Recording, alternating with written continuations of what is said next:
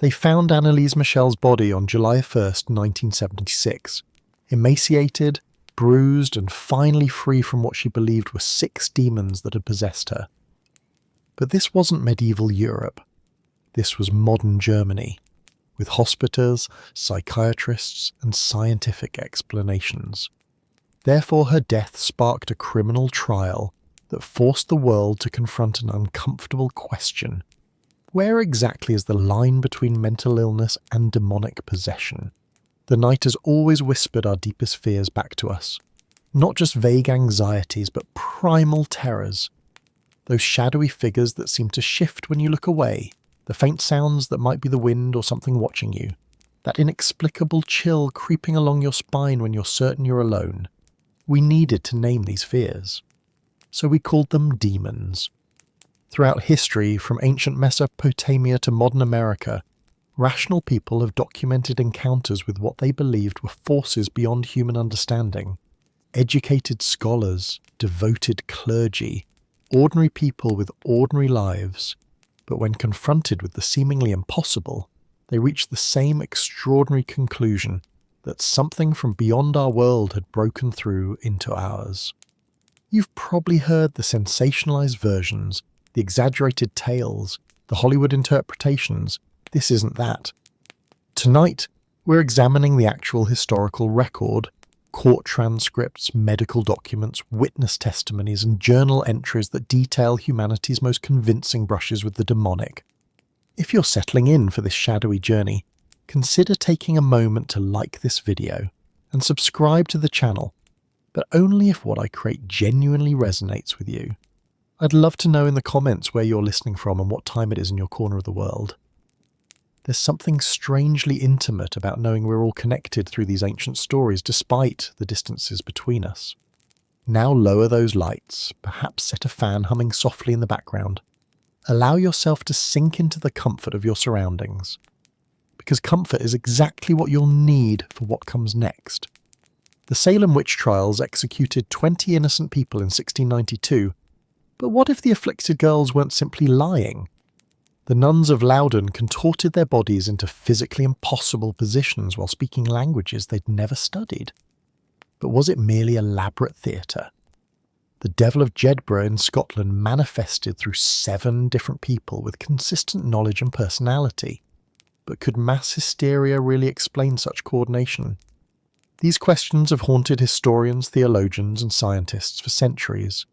Their answers depend entirely on which worldview you accept.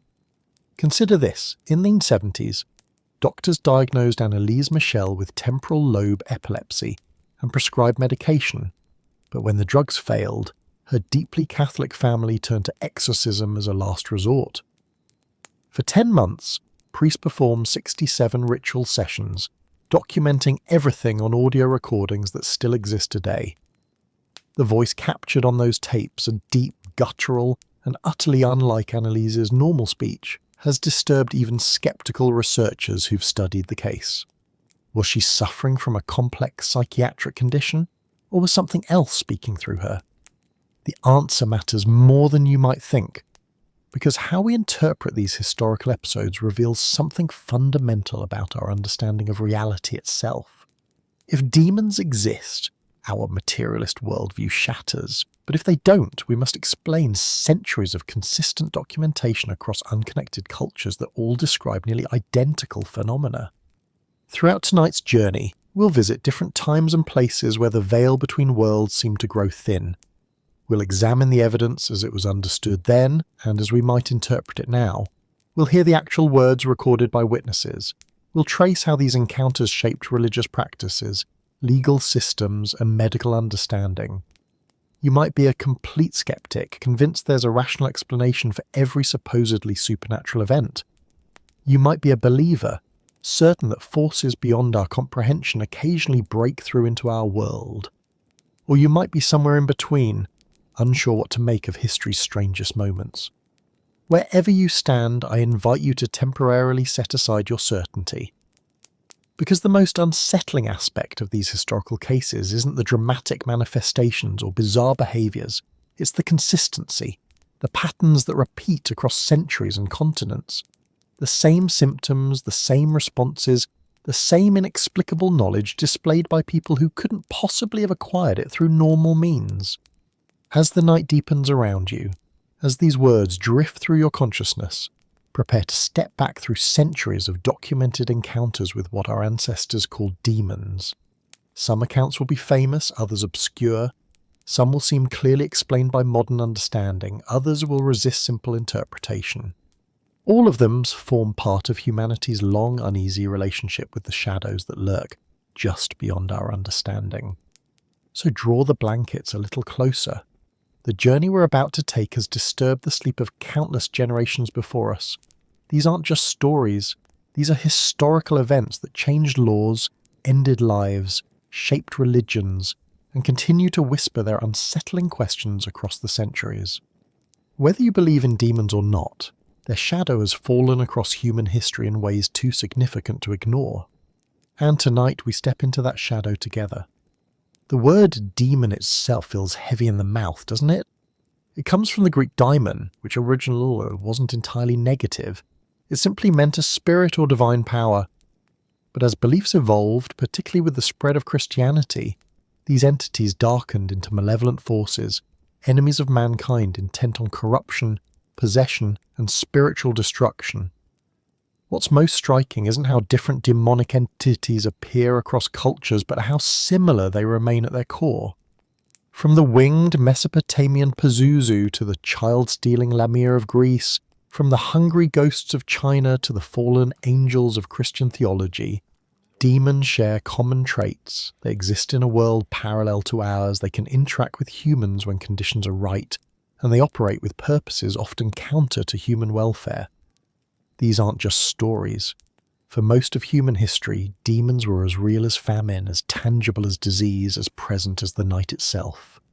When we examine historical accounts of demonic encounters, we're not just indulging in the supernatural. We're looking through windows into how people understood their world when science was still young, and the universe seemed governed by forces both seen and unseen.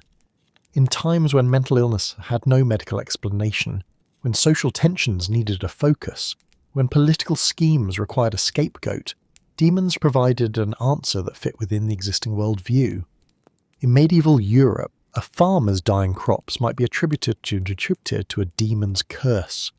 In colonial America, a young woman's convulsions could only be the work of the devil. In his 70s Germany, a young girl's erratic behaviour convinced her family and priests that ancient evil had taken residence in her body. These weren't just superstitions held by the uneducated. Kings consulted demonologists. Universities taught the identification of demonic influence. Courts of law accepted spectral evidence as grounds for execution. Tonight, we'll walk through some of history's most documented cases of alleged demonic activity. We'll hear the words recorded by witnesses, examine the evidence as it was understood at the time, and consider how these events shaped the societies they occurred in. From the mass possessions at Laudun that brought down a priest who dared challenge political authority, to the tragic case of Anneliese Michel, whose exorcism in modern times ended in death and criminal charges, to the infamous Salem witch trials where demonic influence was believed to corrupt an entire community. What makes these historical accounts so compelling isn't just their supernatural elements, but their human dimensions. Behind every possession case, every exorcism, every trial were real people experiencing real fear, real suffering, real conviction. Whether demons exist as supernatural entities or as manifestations of human psychology is a question for each listener to consider. What's undeniable is their impact on human events and their persistence in human consciousness. As you settle in, perhaps already feeling the weight of sleep approaching, imagine yourself in a world without electric lights, without scientific explanation, without medical diagnosis. A world where the boundaries between natural and supernatural weren't clearly drawn. A world where the wind against your window at night might be more than just the wind. This was the reality for our ancestors, and the demons, they differs history in ways that echo into our present. The soft glow of candlelight flickers across ancient texts filled with warnings and rituals for protection. Church bells toll to drive away evil spirits, A village falls silent as a procession of priests approaches the home of a girl whose body contorts in ways that seem beyond human capability. Her voice changes, speaking languages she never learned. Objects move without being touched. And the assembled witnesses, educated and common alike, record what they see with trembling hands, convinced they are in the presence of something not of this world. These moments from history aren't just tales to send a chill down your spine, though they might do that as well. They're pieces of our shared human experience, reminders of how we've struggled to understand the darker aspects of existence. And perhaps more unsettling than any demonic encounter is the question that haunts these historical accounts. What if they weren't entirely wrong? What if, beneath the misunderstandings and superstitions, they occasionally glimpse something real that still defies our modern explanations? As the night deepens around you, as these words drift through your consciousness, we prepare to step back through centuries of documented encounters with what our ancestors called demons. Some accounts will be famous, others obscure. Some will seem clearly explained by modern understanding. Others will resist simple interpretation. All of them are part of the tapestry of human experience with the unknown, the frightening, the demonic. So draw the blankets a little closer. The journey we're about to take has disturbed the sleep of countless generations before us. These are not just stories. These are historical events that changed laws, ended lives, shaped religions, and continue to whisper their unsettling questions across the centuries. Whether you believe in demons or not, their shadow has fallen across human history in ways too significant to ignore, and tonight we step into that shadow together. As you drift deeper into our journey, imagine walking through the grand museum of human fear. Each gallery you enter represents a different civilization, a different time, yet in every exhibit you'll find them. The demons. Different names, different forms, but always that same crawling dread they inspire. This universality tells us something profound about ourselves, about the shadows we all sense at the edges of existence. Let's begin where so many things began, in the fertile crescent between the Tigris and Euphrates rivers. Here in ancient Mesopotamia, demons weren't hidden or rare. They were an acknowledged part of daily life, as common as dust and dates. The Akkadians, Sumerians, and Babylonians lived in a world teeming with supernatural entities, some beneficial, others malevolent beyond measure. Perhaps the most infamous was Pazuzu, a demon with the body of a man, the head of a lion or dog, wings of an eagle, talons for feet, and a scorpion's tail. His image is disturbing even today, bulging eyes, grimacing mouth, clawed hands raised in threat. Yet strangely, the ancient Mesopotamians sometimes invoked Pazuzu for protection, particularly against Lamashtu, an even more terrifying female demon who specialized in stealing and devouring infants, causing miscarriages and spreading disease. These weren't just campfire stories or metaphors. Clay tablets from royal libraries and humble homes alike contain elaborate prayers and rituals to ward off these entities. Amulets bearing Pazuzu's frightening visage were hung in homes where pregnant women and newborns slept. Imagine that, being so afraid of one demon that you would invite another into your home as protection. Crossing the desert into ancient Egypt, we find a different relationship with demonic forces. For the Egyptians, the boundary between gods and demons was more fluid. The goddess Sekhmet, with her lion's head and taste for human blood, could be either divine protector or demonic destroyer, depending on whether her thirst for violence was properly appeased. The serpent Apophis, who nightly tried to devour the sun god Ra as he travelled through the underworld, represented chaos in its purest form. But it was in the concept of the hostile dead that Egyptian demonology found its most chilling expression. These were spirits of those who died badly, through violence, before their time, or without proper burial rites, who returned as malevolent entities. Neither fully ghost nor fully demon, they existed in a terrible in-between state, driven by resentment and hunger. The Egyptian Book of the Dead contains numerous spells not just for ensuring safe passage to the afterlife, but for protecting oneself against these vengeful spirits who might try to drag the living down into their misery. As we move northwards to the colder climes of Greece and Rome, the demonic takes on yet another face. The Greeks gave us the very word demon from their daemon, though initially these weren't necessarily evil beings. They were simply spirits that existed between gods and humans, intermediaries in a complex cosmic hierarchy. Socrates famously spoke of his personal daemon, who guided him with wisdom. But darker entities lurked in Greek mythology too. The Empusae were shape-shifting female demons who seduced men before drinking their blood and eating their flesh. Lamia, once a beautiful queen, was transformed by jealousy into a child-stealing monster. The Cares were spirits of violent death who hovered over battlefields, dragging the dying down to Hades. The Romans, practical as always, adopted and adapted these concepts. Their larvae and lemurs were restless, malevolent spirits of the dead who needed to be appeased through festivals like Lemuria, where homeowners would perform midnight rituals, spitting out black beans and clashing bronze instruments to drive away these unwelcome spectral visitors. What's striking about Mediterranean demons is how personal they were, not abstract forces, but entities with preferences, histories and grudges. They had names, families and specific appetites. They could be reasoned with, tricked or temporarily satisfied, making the relationship between humans and demons almost social, a terrible neighbourliness with the monstrous. Venture now across continents to the mist-shrouded mountains of Tibet and the crowded streets of ancient India, where an entirely different demonology flourished. In the Tibetan Buddhist tradition, demons weren't external entities but manifestations of our own unresolved emotions and cravings. The wrathful deities depicted in their art, blue-skinned, many-armed, wearing necklaces of skulls, weren't evil, but transformative forces that could help break through spiritual obstacles if properly understood. Meanwhile, Hindu tradition gave us Rakshasas, shape-shifting demons who disrupted sacred rituals, polluted the purity of prayer, and sometimes devoured humans whole. With their backward-pointing fingers, upside-down feet, and eyes like burning coals, they embodied contamination and disorder. The great epic Ramayana centres on the hero Rama's battle against the 10-headed Rakshasa king Ravana, making demonic conflict central to one of the world's oldest and most beloved stories.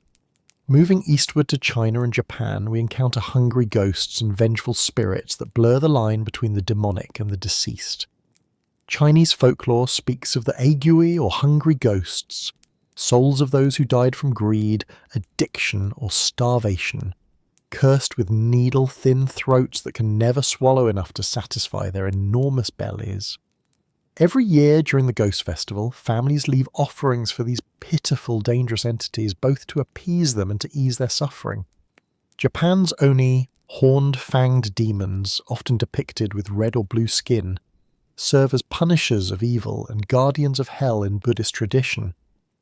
During the Setsubun festival, Japanese families still throw soybeans out their doors, crying, "Oni out, good fortune," in a ritual that has survived from medieval times into the modern world. Across the Pacific, the indigenous cultures of the Americas developed their own complex understanding of malevolent spiritual forces.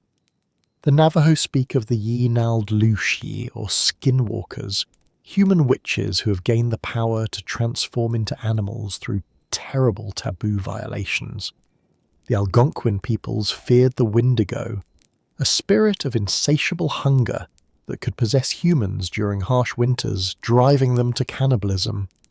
African traditions offer yet another perspective, with entities like the Adz of Yu folklore, a vampiric being that takes the form of a firefly by night, but transforms into human shape to spread disease and feed on human blood.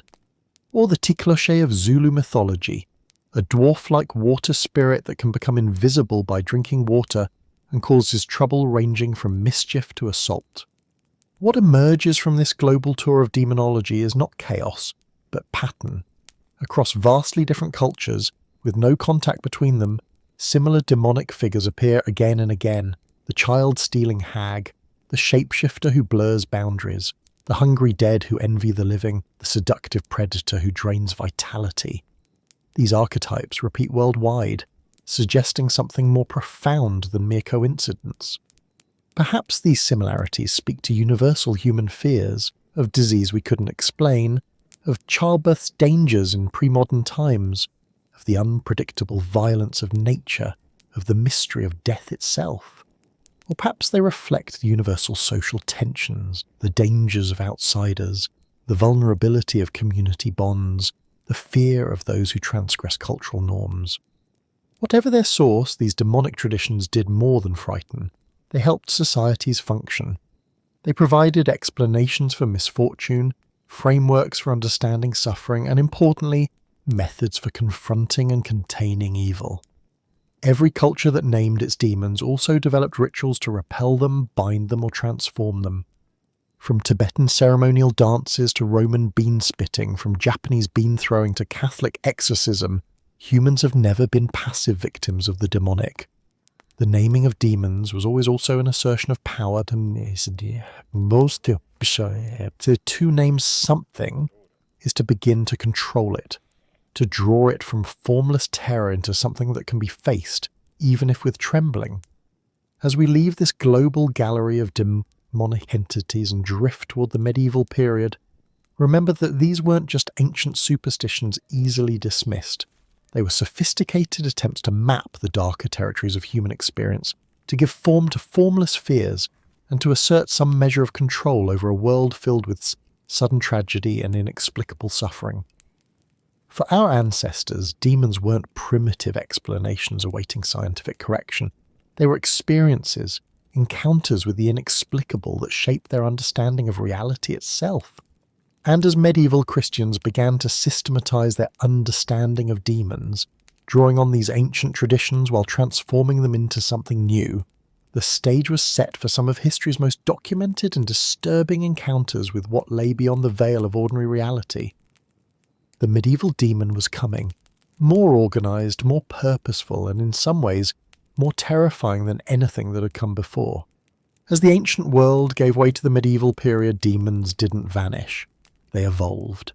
They became more structured, more hierarchical, and in many ways, more intimately involved in human affairs. The scattered demonic traditions we've explored began to coalesce under the organizing principle of Christianity, which swept across Europe like a tide, bringing with it not just salvation, but a comprehensive theory of evil. Imagine yourself in a medieval monastery, oil lamps casting long shadows across stone walls. A monk sits hunched over his desk, quill scratching methodically, as he copies an ancient text about the nature of demons. His fingers are stained with ink, his eyes tired from squinting at Latin phrases. Yet he continues with unwavering focus, for this is not merely academic work, it is spiritual warfare. To understand demons is to defend against them, and in medieval Europe that understanding became remarkably detailed.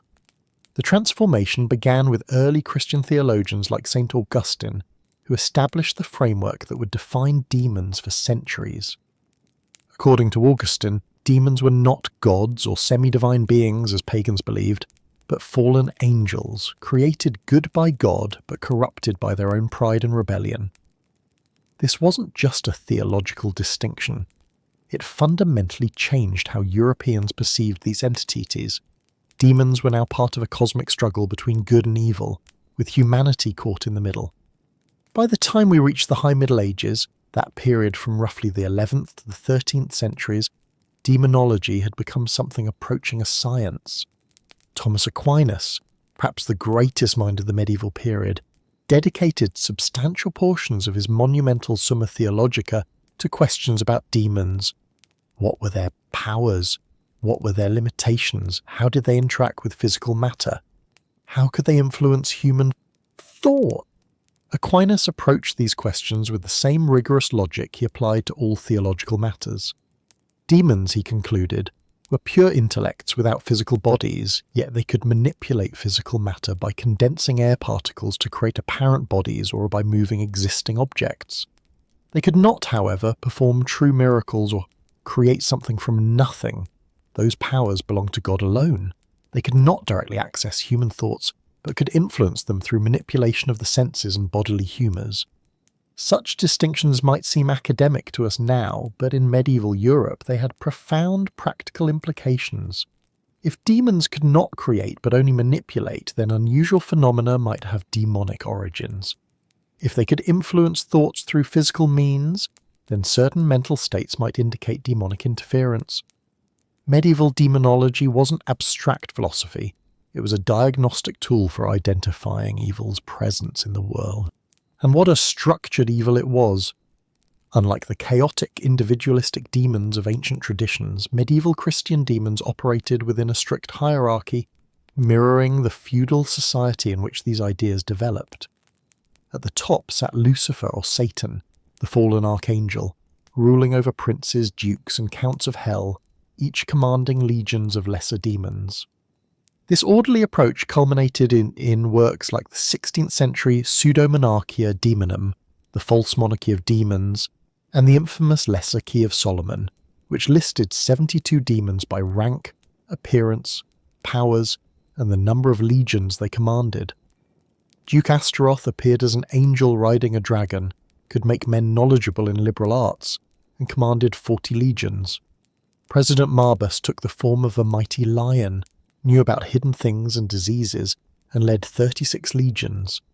Each demon had its specialties. Some brought disease, others stirred lust, others created discord between friends. The medieval mind didn't just catalogue demons, it visualised them with disturbing specificity. Manuscript illuminations show them as hybrid creatures combining features of various animals with human elements. Bat wings, goat horns, lizard tails, distorted human faces. These iconographic elements weren't random but carried symbolic meaning. The bat's nocturnal nature reflected demonic aversion to divine light. The goat's reputation for lust symbolised sin. The serpentine elements recalled the Garden of Eden and humanity's fall. Even demonic colours were coded with meaning. Black represented spiritual darkness, red suggested hellfire, green indicated poisonous influence, while pale, sickly hues reflected death and decay. Nothing in these depictions was accidental. Medieval artists were creating visual theology, meant to instruct as much as frighten. Perhaps most striking about the medieval understanding of demons was how physical, how present they were believed to be in daily life. Unlike modern notions of demons as rare supernatural intrusions, medieval Europeans saw demonic influence everywhere, in sudden illness, in crop failures, in community conflicts, in lustful thoughts. The world was a battleground between angelic and demonic forces, with human souls as the prize. This wasn't simply elite theological speculation. Ordinary people participated actively in this worldview. Peasants carried protective amulets, made warding signs and knew which saints to invoke against which demonic threats. Village priests performed blessings and minor exorcisms as routinely as they baptized infants. Midwives knew protective prayers to shield newborns from infant-stealing demons, continuing a tradition reaching back to ancient Mesopotamia. Even architectural elements reflected this constant spiritual warfare. Gargoyles and grotesques adorning Gothic cathedrals weren't mere decorations. They were spiritual sentinels, absorbing demonic energies and channeling them harmlessly away from sacred spaces through their water-spout mouths. Medieval churches often featured elaborate labyrinths that pilgrims would walk while praying, creating protective spiritual patterns that demons couldn't cross. Yet amid this pervasive fear, medieval demonology offered something surprisingly comforting: certainty. In a world of unpredictable harvests, sudden plagues, and infant mortality, demons provided explanations for suffering. They were identifiable enemies that could be fought with specific tools: prayer, holy water, exorcism, confession. There was odd comfort in attributing misfortune to malevolent beings rather than random chance. At least demons operated with purpose according to rules that could be understood, even if they couldn't always be predicted. The medieval period also saw the development of formalized exorcism rituals, particularly within the Catholic Church. The Rituale Romanum, first standardized in the 12th century, provided precise prayers and procedures for casting out demons. These weren't improvised confrontations but carefully orchestrated spiritual battles, with prescribed responses for every demonic reaction. Exorcists were trained to recognize true possession, distinguishing it from medical conditions like epilepsy or melancholy, though the line between these categories remained blurry by modern standards. What's most fascinating about medieval exorcism accounts is how they describe demons responding to sacred objects and prayers. Devils allegedly screamed when touched with holy water, convulsed at the name of Jesus, and provided information unwillingly when commanded in Latin, a language considered inherently sacred. These patterns appear consistently across centuries of documentation, suggesting not necessarily genuine demonic presence, but at minimum a deeply internalized cultural script that both exorcists and the allegedly possessed followed unconsciously. As the medieval period progressed toward the Renaissance, demonology became increasingly academic and complex. Universities established chairs in demonology. Scholarly debates raged about demonic capabilities and tactics. Books categorizing and describing infernal hierarchies proliferated. By the 15th century, interest in demons had evolved from practical spiritual defense to something approaching obsession, culminating in notorious witch-hunting manuals like the Malleus Maleficarum, the Hammer of Witches, which connected demonic influence directly to human collaborators. The medieval understanding of demons wasn't static, it evolved over 1,000 years, absorbing elements from ancient traditions while organizing them into an increasingly systematic framework. What began with Augustine's theological propositions ended with detailed taxonomies of hell's inhabitants and elaborate rituals for confronting them. This wasn't superstition gradually giving way to reason, as some simplistic historical accounts suggest. Rather, it was the medieval mind doing what it did best, creating comprehensive, orderly systems to explain a chaotic world. As you lie there, perhaps feeling the weight of sleep beginning to press upon your eyelids, consider how profoundly this medieval demonology shaped Western culture. Its imagery appears in our art and literature. Its conceptual framework influences how we portray evil in films and stories. Its ritualistic elements echo in our horror tropes. When a modern movie shows a possessed person reacting violently to holy water or speaking in tongues, it draws directly from medieval exorcism accounts. But the medieval understanding of demons did more than provide material for entertainment. It created a template for confrontation with evil that would be applied in tragically real ways. As we drift toward the 17th century, we'll see how these elaborate theories about demons moved from theological speculation to terrifying action, nowhere more dramatically than in a small convent in Loudun, France, where nuns began to writhe and scream, convinced that devils had taken possession of their bodies and souls. The medieval understanding of demons wasn't merely theoretical, it eventually erupted into the physical world with terrible consequences. Nowhere is this more vividly documented than in the small French town of Loudun in the year 1634. Here, medieval demonology collided with Renaissance politics, creating a perfect storm of hysteria, intrigue and tragedy that would forever change how we understand mass possession. Picture Loudun, a provincial town of narrow cobblestone streets and timber-framed houses clustered around a central square. The morning mist still clings to the ground as a bell tolls from the Ursuline convent, calling the nuns to prayer. Inside those walls, something has already begun to unravel. Something that will soon capture the attention of all of France and echo through the centuries.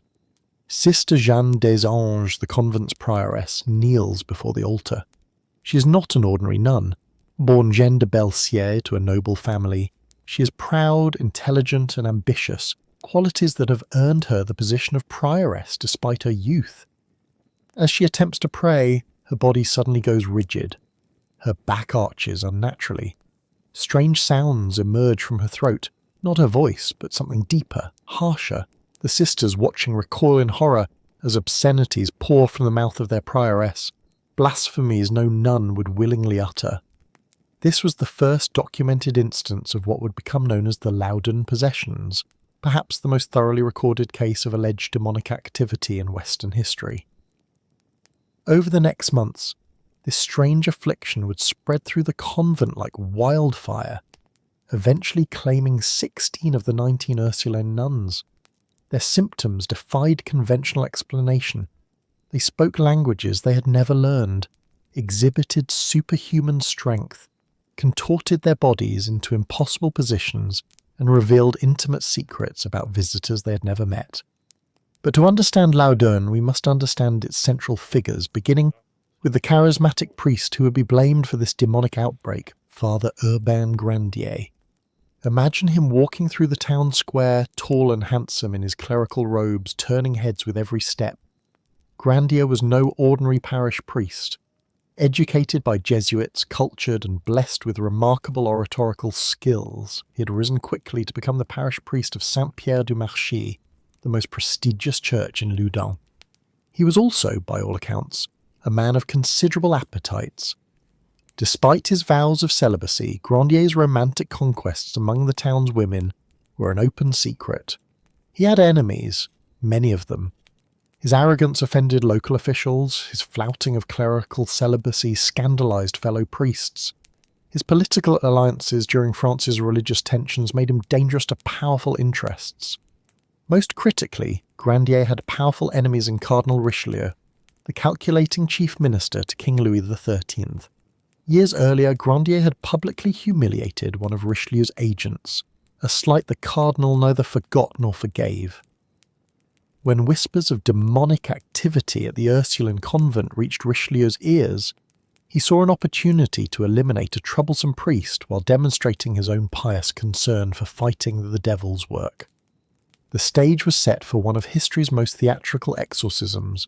What makes Loudun unique is not just the scale of the possession, but its public nature. Unlike private exorcisms performed behind church doors, the Loudun exorcisms became elaborate public spectacles.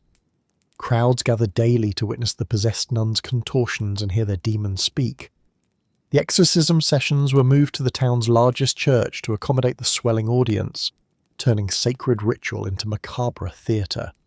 Sister Jeanne claimed to be possessed by multiple demons, chief among them Asmodeus, the demon of lust known from medieval demonology texts.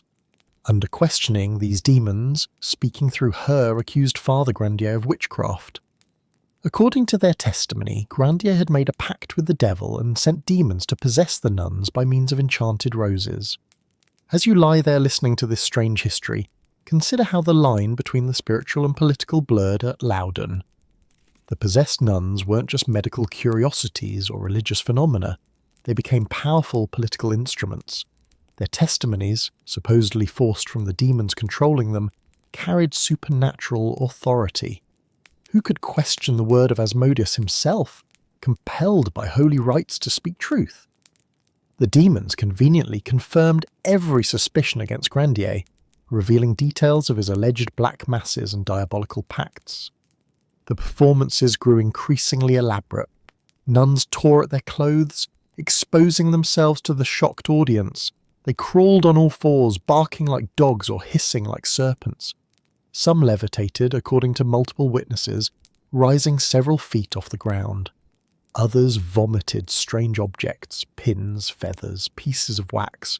Their flesh seemed to burn when touched with holy objects, leaving visible marks that witnesses swore hadn't been there moments before. Father Grandier, meanwhile, maintained his innocence with remarkable composure. When arrested and brought to trial, he denied all charges with steady conviction. The evidence against him was entirely circumstantial or testimonial. No one had witnessed him performing witchcraft, only heard demons claim he had done so. The physical proof presented at trial was absurd by modern standards, a supposed contract with Satan bearing Grandier's signature alongside various demonic names written in backward script, conveniently discovered by his enemies. The trial itself was a masterpiece of judicial irregularity. The chief investigator, Royal Commissioner Jean de Laubardemont, was a close associate of Cardinal Richelieu, with instructions to secure a conviction. Grandier was denied proper legal representation. Witnesses who spoke in his defence were intimidated or arrested themselves. Medical doctors who suggested the nuns might be suffering from natural ailments rather than possession were dismissed. When torture failed to extract a confession from Grandier, his inquisitors claimed this was further evidence of demonic protection. The devil was numbing him to pain. Every denial became confirmation of guilt in this twisted logic. The outcome was predetermined. On August 18, 1634, Urbain Grandier was found guilty of sorcery, making pacts with devils, and causing demonic possession. His sentence, death by burning at the stake. The execution itself was another public spectacle. Thousands gathered in Loudaun's main square to witness Grandier's final moments. He was offered mercy, a strangling before the flames were lit, if he would confess. He refused to his last breath, maintaining his innocence even as the fire was lit. Those who witnessed his death reported that Grandier showed remarkable courage, forgiving his executioners and praying until smoke and flame overcame him. But the story of Loudaun doesn't end with Grandier's ashes. The possessions continued, suggesting either that the nun's affliction had nothing to do with Grandier, or that if one believes in actual demonic possession, the demons remained despite the death of their supposed summoner. Exorcisms continued for years, with Sister Jeanne remaining possessed until 1637. The aftermath reveals the complex motivations behind this case. Sister Jeanne eventually published her autobiography, admitting that her initial accusations stemmed partially from personal motives. She had developed an obsessive attraction to Grandier, despite never having met him in person, learning about his reputation for handsomeness and charm through town gossip. When he showed no interest in becoming the convent's spiritual director, her fascination turned to resentment. There was also the matter of attention. The Ursuline convent had been struggling financially before the possessions began. Afterward, it became the centre of national attention. Nobles, clergy, and even royalty visited to witness the exorcisms, often leaving generous donations. Sister Jeanne, previously an obscure provincial prioress, became a celebrity, eventually going on tour through France with her exorcist to demonstrate her redemption from demonic influence. So what really happened at Loudaun? The explanations are as varied as the observers.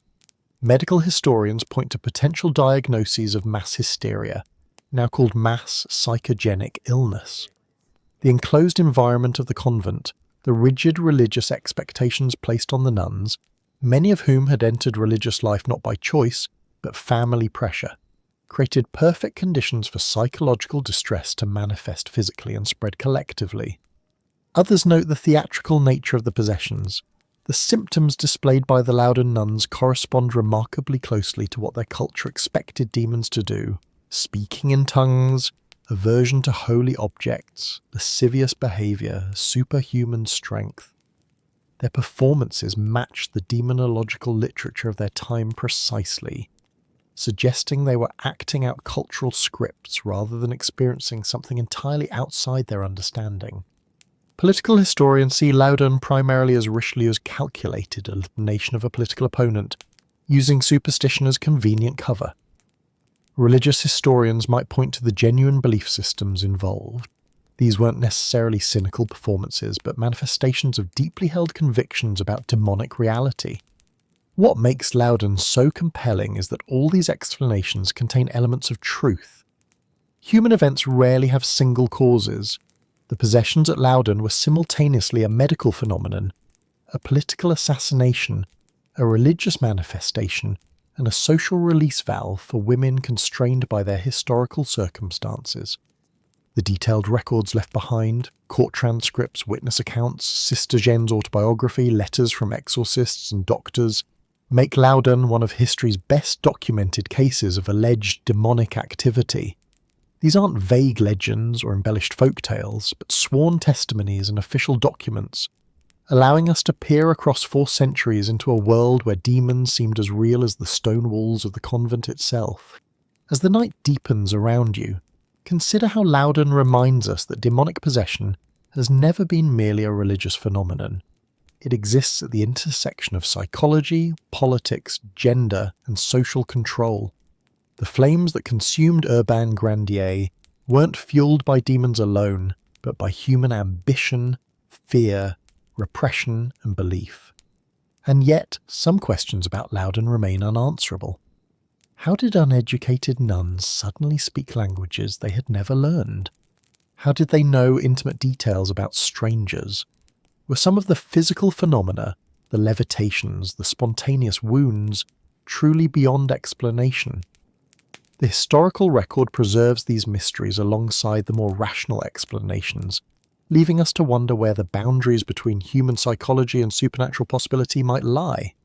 As the 17th century progressed, cases like Loudon appeared across Europe with disturbing frequency, but none would match its scale, its documentation, or its tragic conclusion.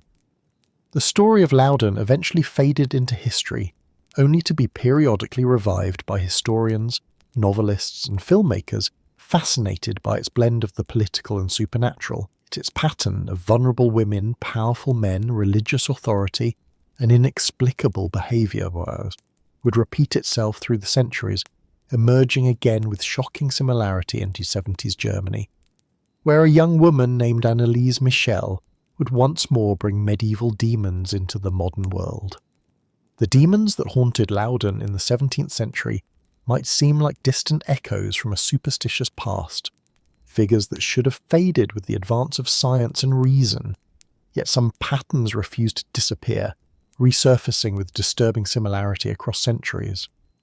In 1970s Germany, medieval nightmares returned with shocking intensity in the small Bavarian town of Klingenberg, where a young woman's torment would force the modern world to confront ancient fears once again. Picture a modest, whitewashed house on a quiet street. It's 1976, and inside, a 23-year-old woman lies on a bed, her once healthy body now emaciated, her fingers bloodied from biting them during convulsions, her knees damaged from hundreds of compulsive genuflections. This is Anneliese Michel, and for the past 9 months, she's been undergoing exorcism rites, while demons supposedly speak through her mouth. Tape recorders capture these sessions, technology documenting demonic manifestations in a way the priests of Loudon could never have imagined. But Anneliese's story begins years earlier, in 1968, when she was just a 16-year-old girl from a devout Catholic family. Imagine her walking home from school one day when suddenly her body goes rigid. The world around her grows dim. A crushing weight presses on her chest. She can't move, can't call for help. Later, she'll tell her parents she felt as if an invisible force was controlling her. The local doctor diagnoses epilepsy, a reasonable medical conclusion supported by subsequent tests showing abnormal brainwaves. For a time, medication helps. Anneliese continues her education, even enrolling at the University of Würzburg to study teaching. But beneath the surface of this seemingly managed condition, something darker is developing. The seizures begin to take on aspects that seem strange even for epilepsy. During episodes, Anneliese reports seeing demonic faces, hearing voices cursing her. She becomes intolerant of religious objects, unable to walk past a certain crucifix at her university, claiming it has eyes that follow her, judging her. The medical treatments grow increasingly ineffective. Different doctors prescribe different medications, Tegretol, then Aolept, drugs that leave her feeling foggy, disconnected, but don't stop the episodes. Her strict Catholic upbringing begins to intersect with her medical condition in troubling ways. Anneliese becomes convinced that she is being punished for her sins, that her suffering is redemptive. She increases her religious devotions, praying for hours, sometimes kneeling so long her family finds her unconscious on her bedroom floor. By 1973, religious and medical explanations are competing for dominance in understanding Anneliese's condition. Her behaviour grows more disturbing. She eats spiders, drinks her own urine, tears at her clothes. The voice that sometimes emerges during her seizures speaks in a deep, guttural tone unlike her normal voice. It curses God, mocks her family's prayers, and seems to know things Anneliese herself does not. Her parents, Ernst and Anna Michel, devout Catholics with limited education, become increasingly convinced that medical science has failed their daughter. They approach several priests requesting an exorcism. Initially, they're turned away. The Catholic Church, modernized by Vatican II, has become extremely cautious about performing exorcisms, requiring rigorous proof of genuine demonic possession rather than mental or physical illness. As you imagine this family's desperation, consider how the ancient and modern worlds collided in Anneliese's bedroom. On one side stood neurologists with electroencephalograms and anticonvulsant medications. On the other, priests with holy water and the Rituale Romanum, the ancient text of exorcism rites. Both sought to help a suffering young woman, yet their frameworks for understanding her condition could hardly have been more different. The turning point comes in 1975. Anneliese, now refusing medical treatment entirely, begs for spiritual help, claiming she needs to suffer for the youth of today and for the priests who are not living in the right way. Two priests, Father Arnold Renz and Father Ernst Alt, become convinced her case is genuine possession. They petition Josef Stangl, the Bishop of Würzburg, for permission to perform the greater exorcism. After considerable deliberation, permission is granted, a decision that will eventually lead to criminal charges. The exorcism sessions begin in September 1975. Initially held once or twice a week, they eventually increase in frequency as Anneliese's condition worsens. The ritual follows the traditional Catholic format: prayers, commands for the demons to identify themselves, applications of holy water and blessed objects. During these sessions, the voice speaking through Anneliese identifies not one but 6 demons: Lucifer, Judas Iscariot, Nero, Cain, Hitler, and Fleischmann, a disgraced Frankish priest from the 16th century. Each session is recorded on cassette tape, an eerie technological preservation of medieval drama. The recordings, which still exist, document a descent into something beyond ordinary suffering. The voice that emerges from Anneliese doesn't just sound different. It speaks perfect devil's verses and antiphons in Latin that many linguists later confirm Anneliese could not have known. It names sins of people entering the room that she had no way of knowing. It shifts between different demonic personalities, each with distinct vocal patterns and knowledge bases. As weeks become months, Anneliese's physical condition deteriorates drastically.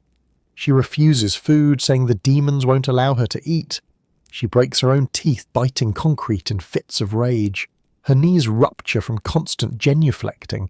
She performs hundreds of squats daily as penance, despite her weakening body. The once pretty gentle student becomes unrecognizable, her face distorted, her body skeletal, her voice alternating between her own desperate prayers and the guttural mockery of the supposed demons.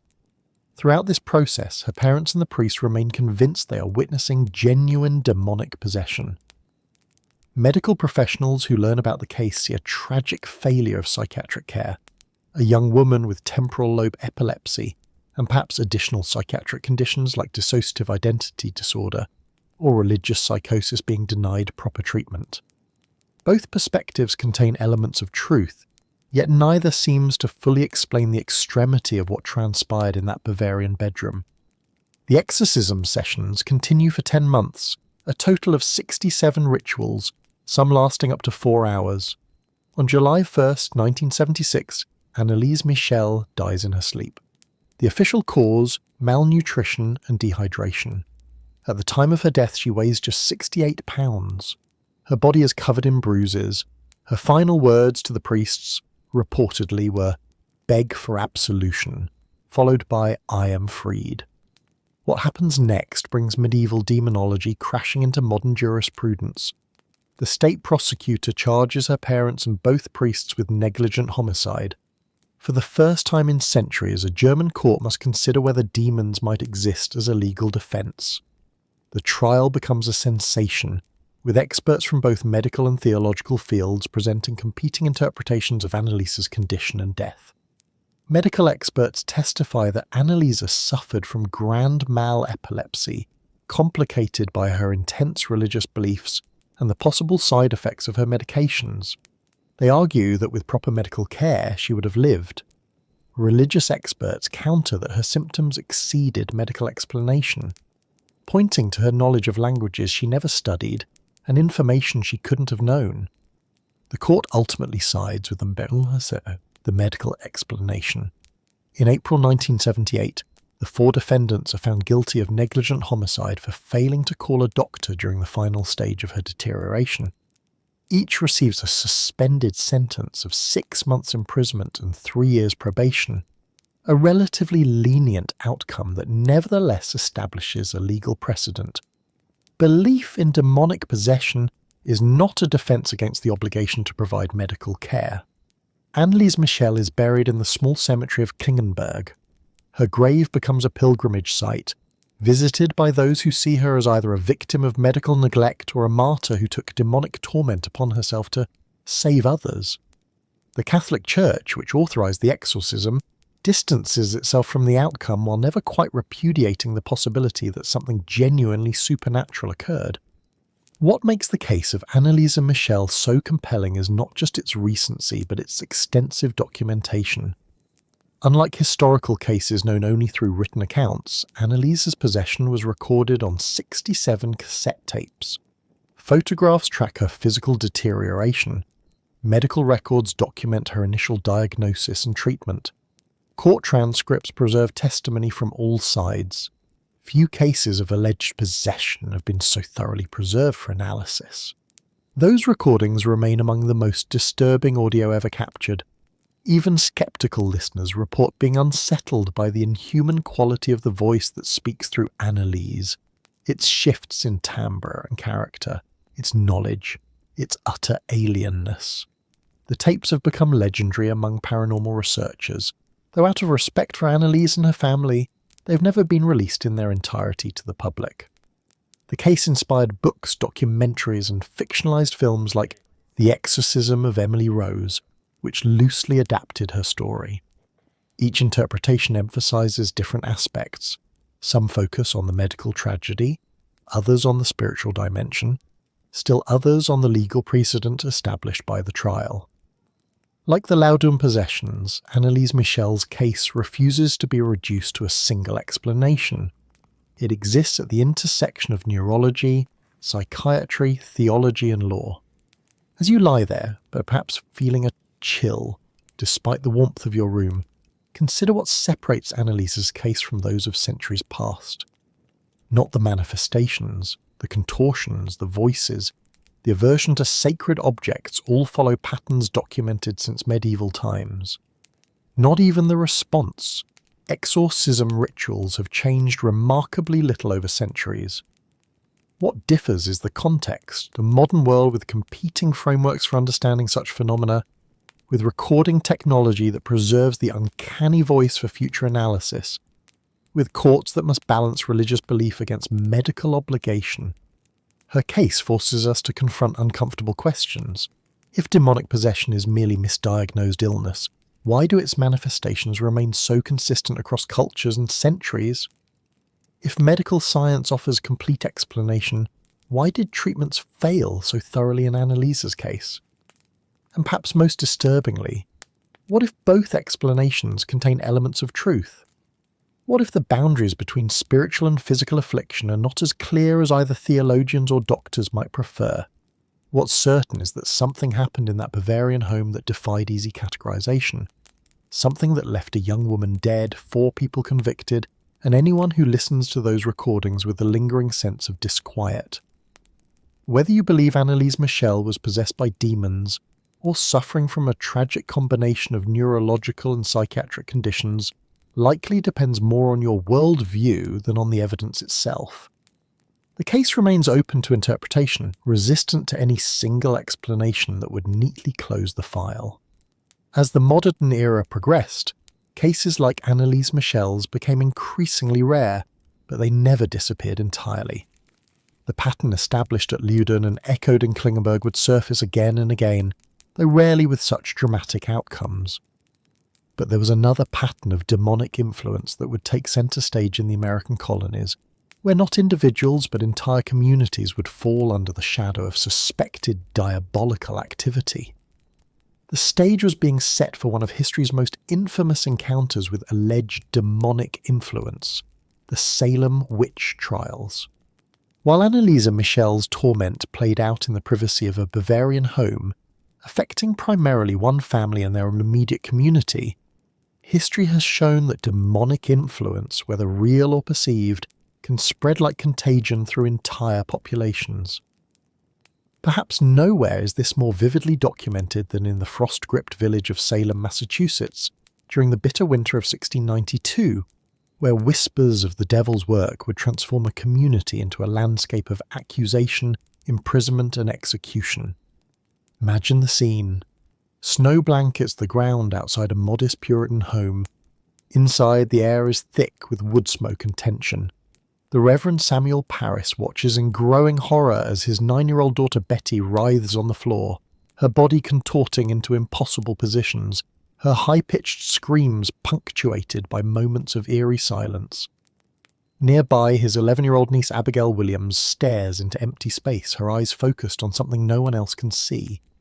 When asked what troubles her, she whispers of shapes in the darkness, of spectres and pinching sensations, of a book the devil himself holds out for her to sign. What began with these two young girls quickly spread. Soon, 12-year-old Ann Putnam Jr., 17-year-old Mercy Lewis, and other girls from Salem Village began exhibiting similar symptoms: convulsions, speaking in strange voices, complaints of being bitten, and pinched by invisible tormentors. Unlike the nuns of Loudon or Anneliese Michel, these girls didn't claim to be possessed themselves. Instead, they insisted they were being tormented by the spectres of witches, members of their own community who had allegedly made pacts with Satan. To understand what happened at Salem, you must first understand the Puritan mindset. These weren't simply religious people, they were individuals whose entire worldview was structured around the constant battle between God and Satan for human souls. For the Puritans who had carved out their settlements in the harsh New England wilderness, the forest surrounding their cleared lands wasn't just physically dangerous, it was spiritually perilous, the devil's domain where native savages practiced their heathen ways and where witches might meet to worship their dark master. Demons weren't abstract theological concepts, but practical, everyday concerns. Satan was believed to be actively recruiting witches to undermine the godly community the Puritans were trying to establish. As the Reverend Cotton Mather wrote, "The New Englanders are a people of God settled in those which were once the devil's territories. Every misfortune, from crop failures to unexpected deaths, could potentially be attributed to diabolical sabotage." When the afflicted girls began naming their tormentors, the community faced a terrible dilemma. The first three women accused reflected existing social tensions. Tituba, a Caribbean slave in the Paris household who had entertained the girls with forbidden fortune-telling. Sarah Good, a homeless beggar known for muttering to herself. And Sarah Osborne, an elderly woman who had scandalized the community by not attending church and marrying her indentured servant. These were women already on the margins, easy to imagine in league with dark forces. But the accusations didn't stop there. As you lie listening to this dark history, imagine the rippling panic as more respectable community members were named, church members, a former minister, eventually even the wife of the governor. By May 1692, the jails in Salem, Boston, and surrounding towns were filling with accused witches, men and women of all ages and social standings. The crisis had evolved from a curious incident into a full-blown witch hunt driven by fear of Satan's infiltration. What makes the Salem trials unique in the annals of demonic history is the legal acceptance of spectral evidence, testimony about supernatural visions and experiences that couldn't be objectively verified. When the afflicted girls screamed that Martha Corey's shape was sitting on the rafters during her trial, the judges and jury looked up in alarm. When they claimed that the spectre of George Burroughs, a former minister, was whispering in their ears during testimony, their word was taken as legitimate evidence. This spectral evidence was built on the Puritan understanding of how demons operated.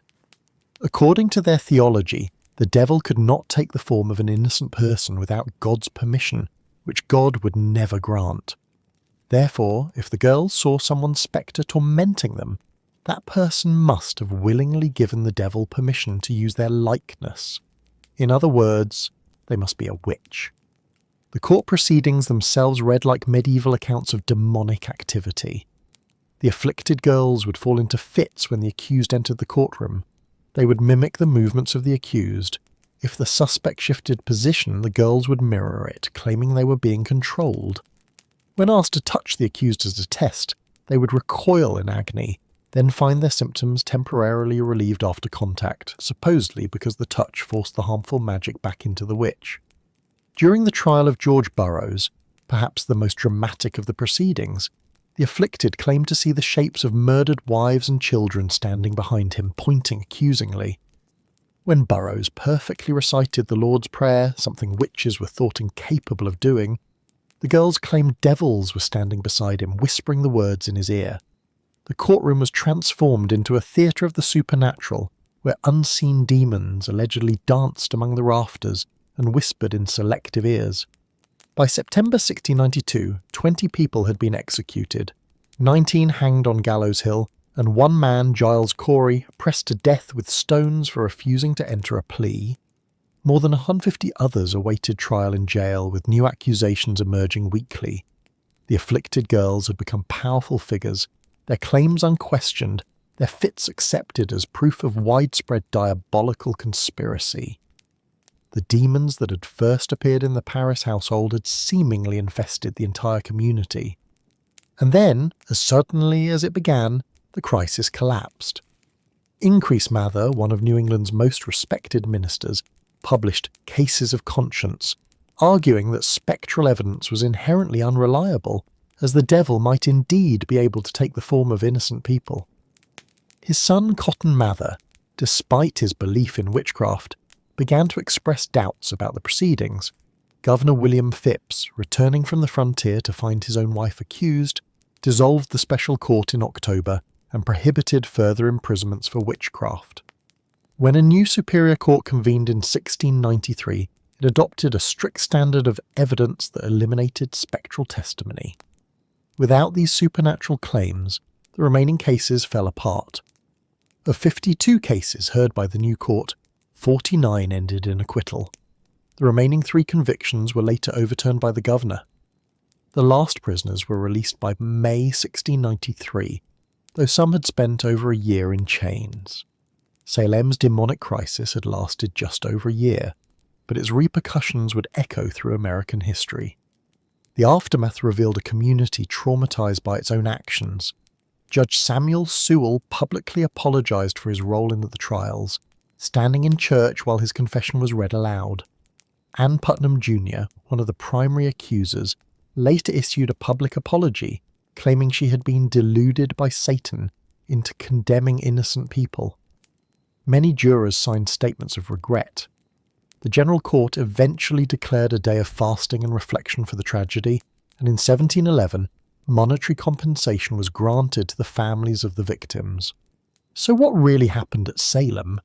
As with Loudon and the case of Anneliese Michel, multiple explanations have been proposed, none entirely satisfactory alone. Medical historians have suggested that ergot poisoning from mouldy rye might explain the convulsions and hallucinations, particularly since 1891 saw wet conditions that would have favoured ergot fungus growth. Historians focused on social dynamics point to community tensions, land disputes, the recent collapse of the Massachusetts Charter, ongoing frontier warfare with Native Americans and their French allies that created an atmosphere of anxiety easily channeled into witch accusations. Psychological explanations include mass hysteria, now called mass psychogenic illness, similar to what may have occurred at Loudon. Some historians have even suggested that the original afflicted girls may have been engaging in forbidden fortune-telling with Tituba, became frightened of punishment, and developed symptoms that then spread through suggestion to others.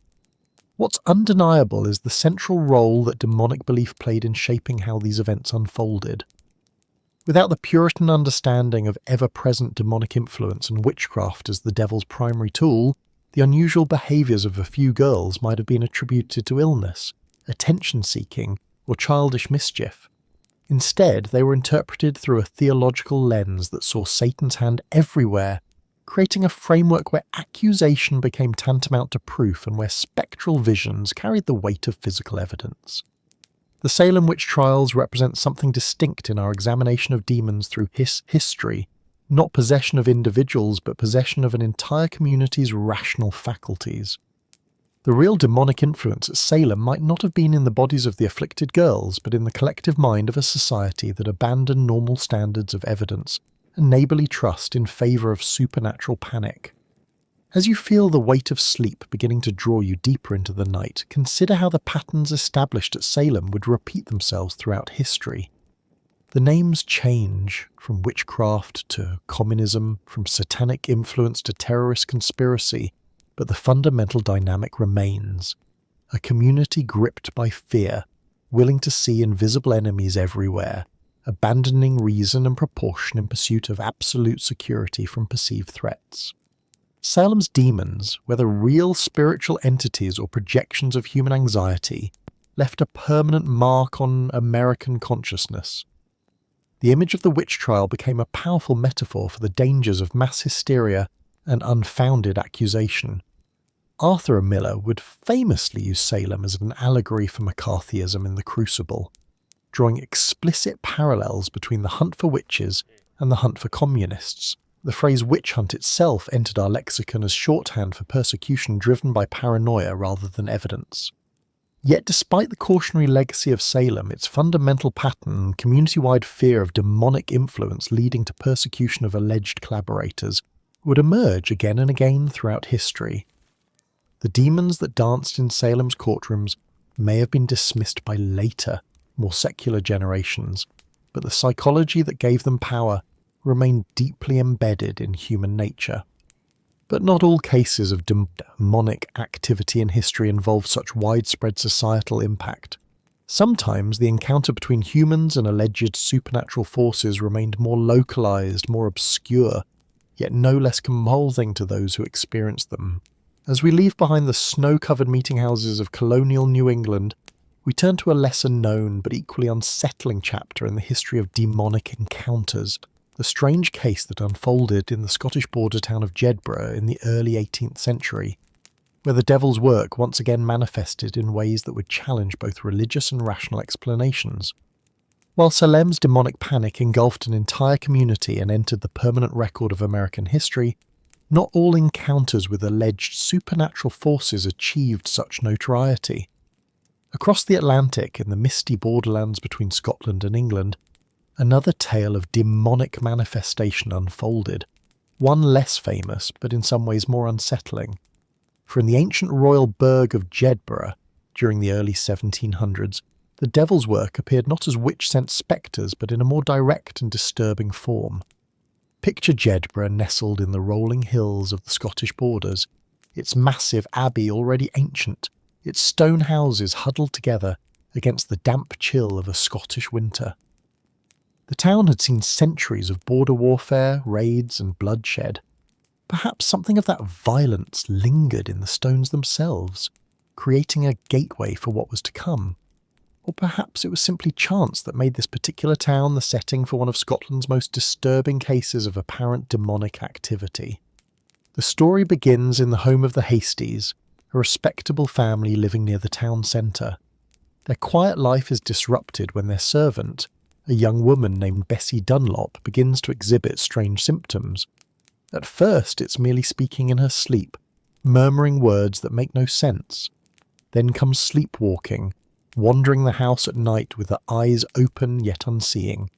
But what truly alarms the household is when Bessie begins to speak in a voice not her own, deeper, with an accent unlike her Scottish brogue, using vocabulary a simple servant girl should not possess. The local minister, Reverend James Pringle, is called to the house.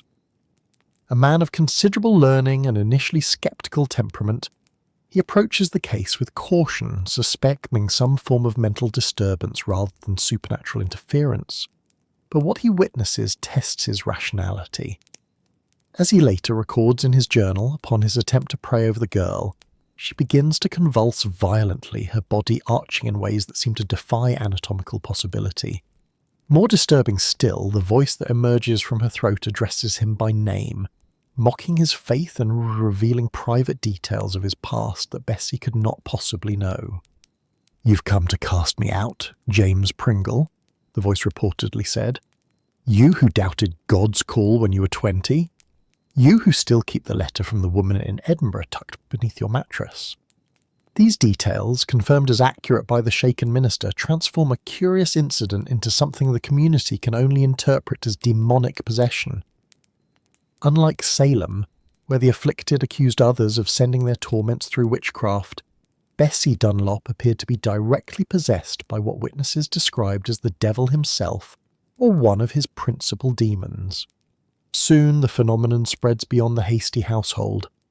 A neighbour's son, 12-year-old Thomas Armstrong, begins exhibiting similar symptoms after visiting Bessie. Then a shop owner's wife, then 2 more children. Within weeks, 7 individuals in Jedburgh display signs of what the community perceives as demonic influence, speaking in unknown languages, demonstrating unusual strength, revealing secrets they should have no way of knowing, and reacting with violent aversion to prayer and scripture. What makes the Jedburgh case distinct from other historical instances of possession is the consistency of the entity that supposedly speaks through the afflicted.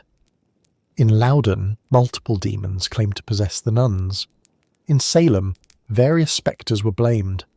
But in Jedburgh, witnesses reported the same presence, referring to itself simply as the inhabitant, speaking through different individuals.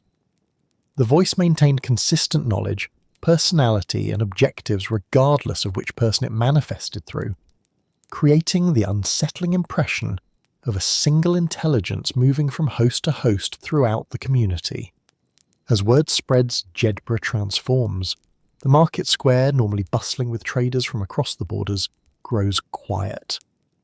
Parents keep children indoors after dark. Church attendance swells as frightened townspeople seek spiritual protection. Visitors from Edinburgh and even London arrive to witness the phenomenon, among them physicians, clerics, and the merely curious. Their accounts, preserved in letters and journals, describe a town in the grip of supernatural fear. Reverend Pringle, now convinced of the demonic nature of the affliction, organises a public exorcism. On a cold February morning in 1718, the 7 afflicted are brought to Jedburgh Abbey.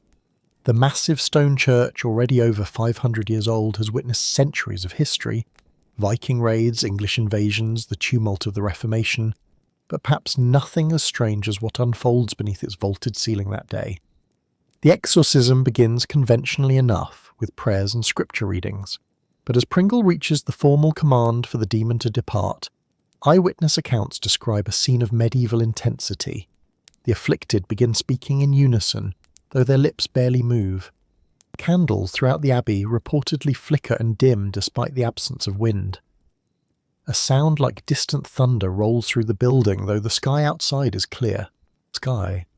Most disturbing of all, according to multiple witnesses, is the transformation of Bessie Dunlop. As Pringle presses his exorcism, her appearance seems to change subtly, her face taking on features not quite her own, her stature appearing to grow though she hasn't moved from her position. When she finally speaks, even her closest friends report not recognizing her voice.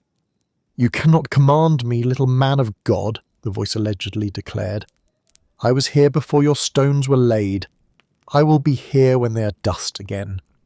What followed was described by one witness as a battle not of bodies but of wills and words, as Pringle and his fellow ministers continued their ritual despite growing fear. For hours the confrontation continued, the abbey growing colder despite fires kept burning in braziers brought for the occasion. Finally, as evening approached, something changed. The afflicted fell silent simultaneously, then collapsed as though strings holding them upright had been cut. When they recovered minutes later, all 7 reported no memory of the day's events. More significantly, their symptoms ceased entirely.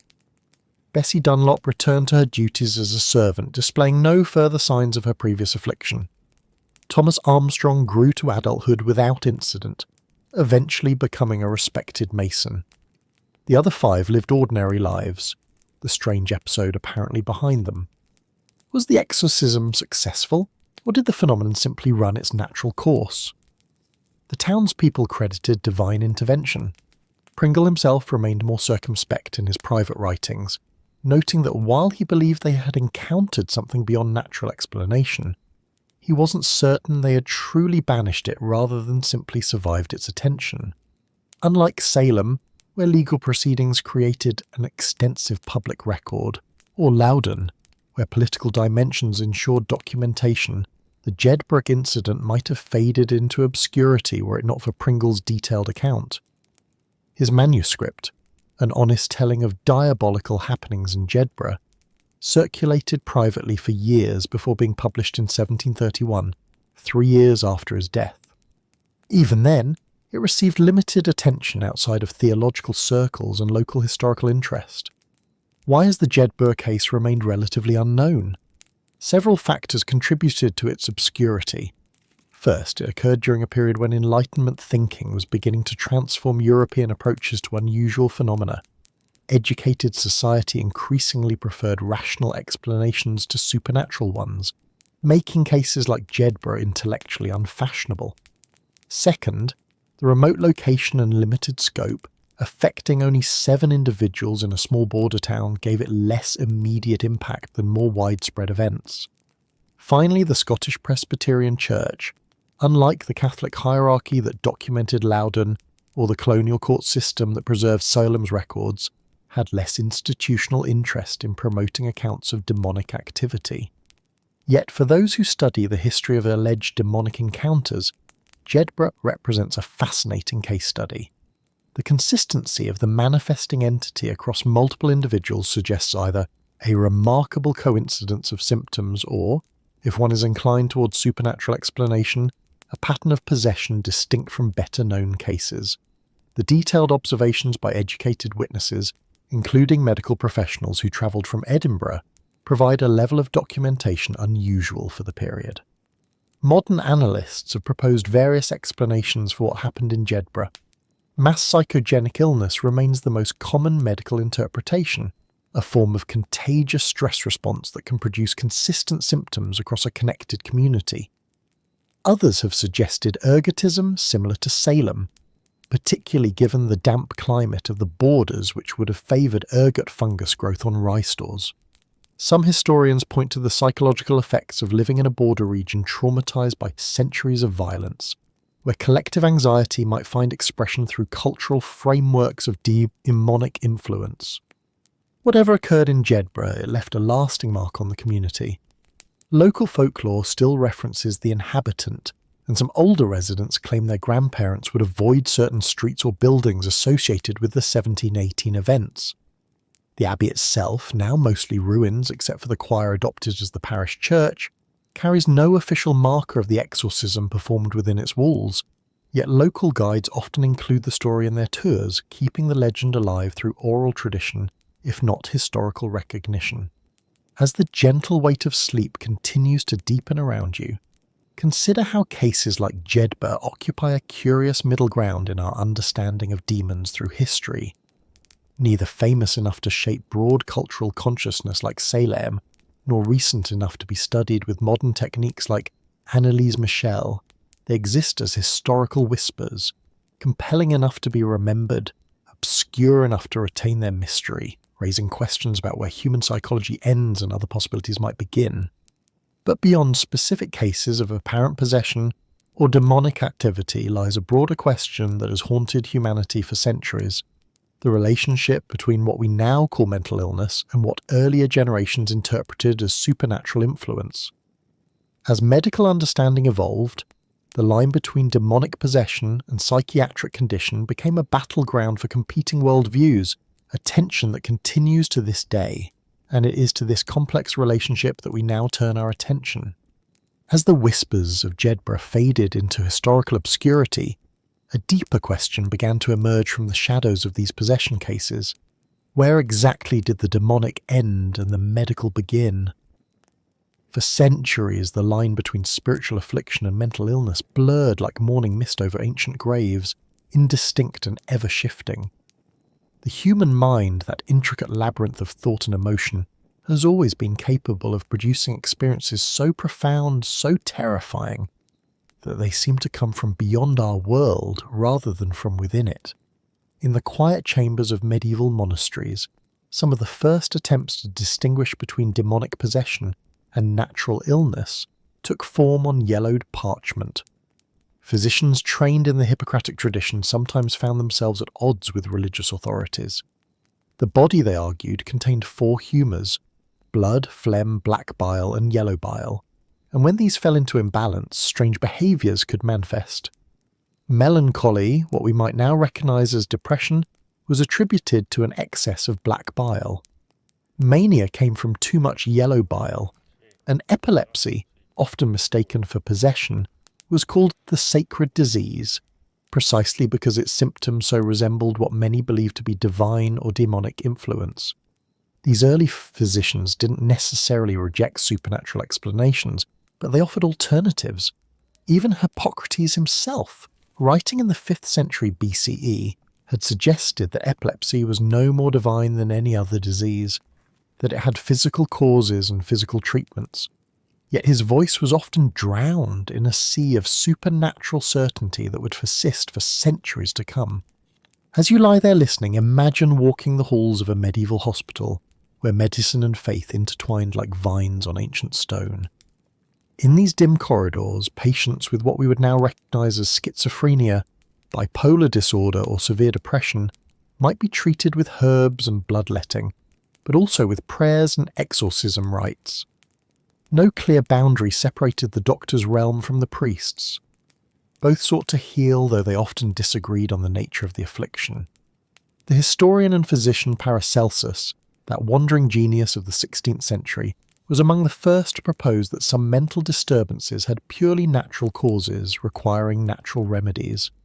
With his wild white hair and penetrating gaze, he challenged the universities and the church alike. Many diseases, he wrote, come from the stars, or from the elements, or from similar natural things, and not, as is often claimed, from the devil or from sorcery. His voice was a soft revolution in the night, suggesting that even the most disturbing symptoms might have origins in the physical world. Yet for every Paracelsus there were dozens of learned men like Jean Baudin, the French jurist who insisted that unusual mental states were often signs of demonic influence or witchcraft.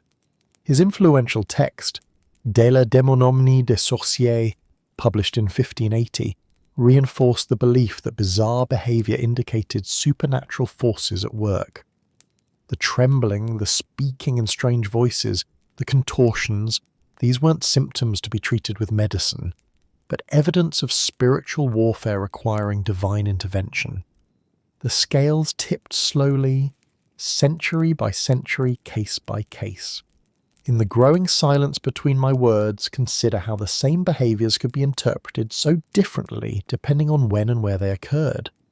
A woman convulsing in 16th century France might be dragged before exorcists, while the same woman in 20th century France would be rushed to a neurologist. The symptoms hadn't changed, only the cultural lens through which they were viewed. Johann Wehr, a Dutch physician born in 1515, was perhaps the most courageous early advocate for medical rather than demonic explanations. While flames of witch pyres still illuminated European nights, he dared to suggest that many accused of witchcraft or possession were actually suffering from what he called melancholy or distemper of the mind. His book, De Prestigiis Daemonum, on the tricks of demons, argued that while demons might exist, many supposedly possessed people were actually mentally ill. For this heretical suggestion, he risked his reputation and perhaps his life, but planted seeds that would eventually grow into modern psychiatry. The dim border between demons and disease became slightly more defined in the 17th century, when figures like Thomas Willis began studying the brain itself. Willis, an Oxford physician with careful hands and a questing mind, performed dissections that revealed the brain's physical structures. He suggested that mental disorders arose from problems in the nervous system, not from spiritual assault. Though he still believed in the supernatural, Willis helped shift the focus from the metaphysical to the physical, from demons to neurons, from sin to symptom. By the 18th century, the Age of Reason cast its analytical light on human behaviour. Philippe Pinel, a French physician with compassionate eyes and revolutionary ideas, quite literally removed the chains from mental patients at the Salpêtrière Hospital in Paris. Before this watershed moment, those deemed mad were often bound, hidden away like shameful secrets, or displayed for public entertainment. Pinnell introduced the radical notion that mental illness deserved treatment, not punishment or exorcism.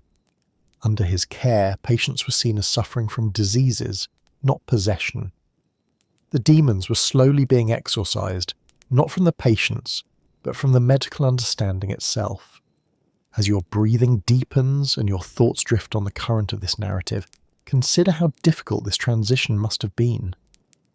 For thousands of years, humans had explained their darkest psychological experiences through supernatural frameworks. These weren't simply superstitions, but entire worldviews, comprehensive systems for making sense of suffering. To abandon them meant reimagining the universe and humanity's place within it. Yet even as medical understanding advanced, demonic explanations persisted in parallel, two rivers flowing side by side through the landscape of human experience. In rural communities, far from universities and hospitals, in cultures with strong traditional beliefs, possession remained a compelling explanation for unusual behaviour. It offered something clinical diagnoses often couldn't: meaning, narrative, the possibility of spiritual intervention and cure. The 19th century brought the formal birth of psychiatry as a medical discipline. German physician Johann Christian Riehl coined the term psychiatry in 1808, establishing a field dedicated to treating mental disorders through medical means. Across Europe and America, asylums were built, some humanitarian in intent, others becoming warehouses of human suffering. Still, even as doctors classified and categorized mental illnesses with increasing sophistication, many patients and their families continued to seek religious remedies alongside medical ones. Sigmund Freud, with his trimmed beard and penetrating theories, offered yet another framework in the late 19th and early 20th centuries. His psychoanalytic approach suggested that mental disturbances often stemmed from repressed traumas and unconscious conflicts. The demons, in Freud's view, weren't external entities but internal forces. Repressed desires, childhood wounds, forbidden impulses pushed down into the unconscious mind only to resurface in disguised forms. Carl Jung, once Freud's student, later developed his own theories that somewhat bridged the gap between medical and spiritual understandings. His concept of the collective unconscious suggested that humans share certain primal images and ideas, archetypes that manifest across cultures. Demons, in Jung's framework, might represent psychological realities, aspects of the human psyche projected outward. They weren't literally real in the traditional sense, but neither were they simply delusions or symptoms. They were symbolic expressions of inner psychological states. The 20th century brought pharmacological revolutions that transformed mental health treatment. The introduction of chlorpromazine in the 1950s provided effective treatment for psychosis. Antidepressants, mood stabilizers, and anti-anxiety medications followed. These medical advances made it increasingly difficult to maintain purely supernatural explanations for conditions that responded to chemical interventions. And yet, the ancient explanations never fully disappeared. Even today, in communities around the world, mental illness and demonic possession exist as overlapping explanations. A family in rural Malaysia might take their schizophrenic son both to a psychiatric clinic and to a traditional healer. A woman in the American South might take antidepressants, while also seeking prayer for deliverance from spiritual oppression. The boundaries remain permeable, the interpretations fluid. Modern research has begun to explore how cultural beliefs shape the very expression of a mental illness. Medical anthropologists note that the symptoms of disorders like schizophrenia may manifest differently depending on cultural context. In some societies, hallucinations commonly feature ancestors or spirits. In others, they might involve technology or government surveillance. The content reflects the culture, suggesting that even in illness, shamuhes, we remain shaped by our collective beliefs.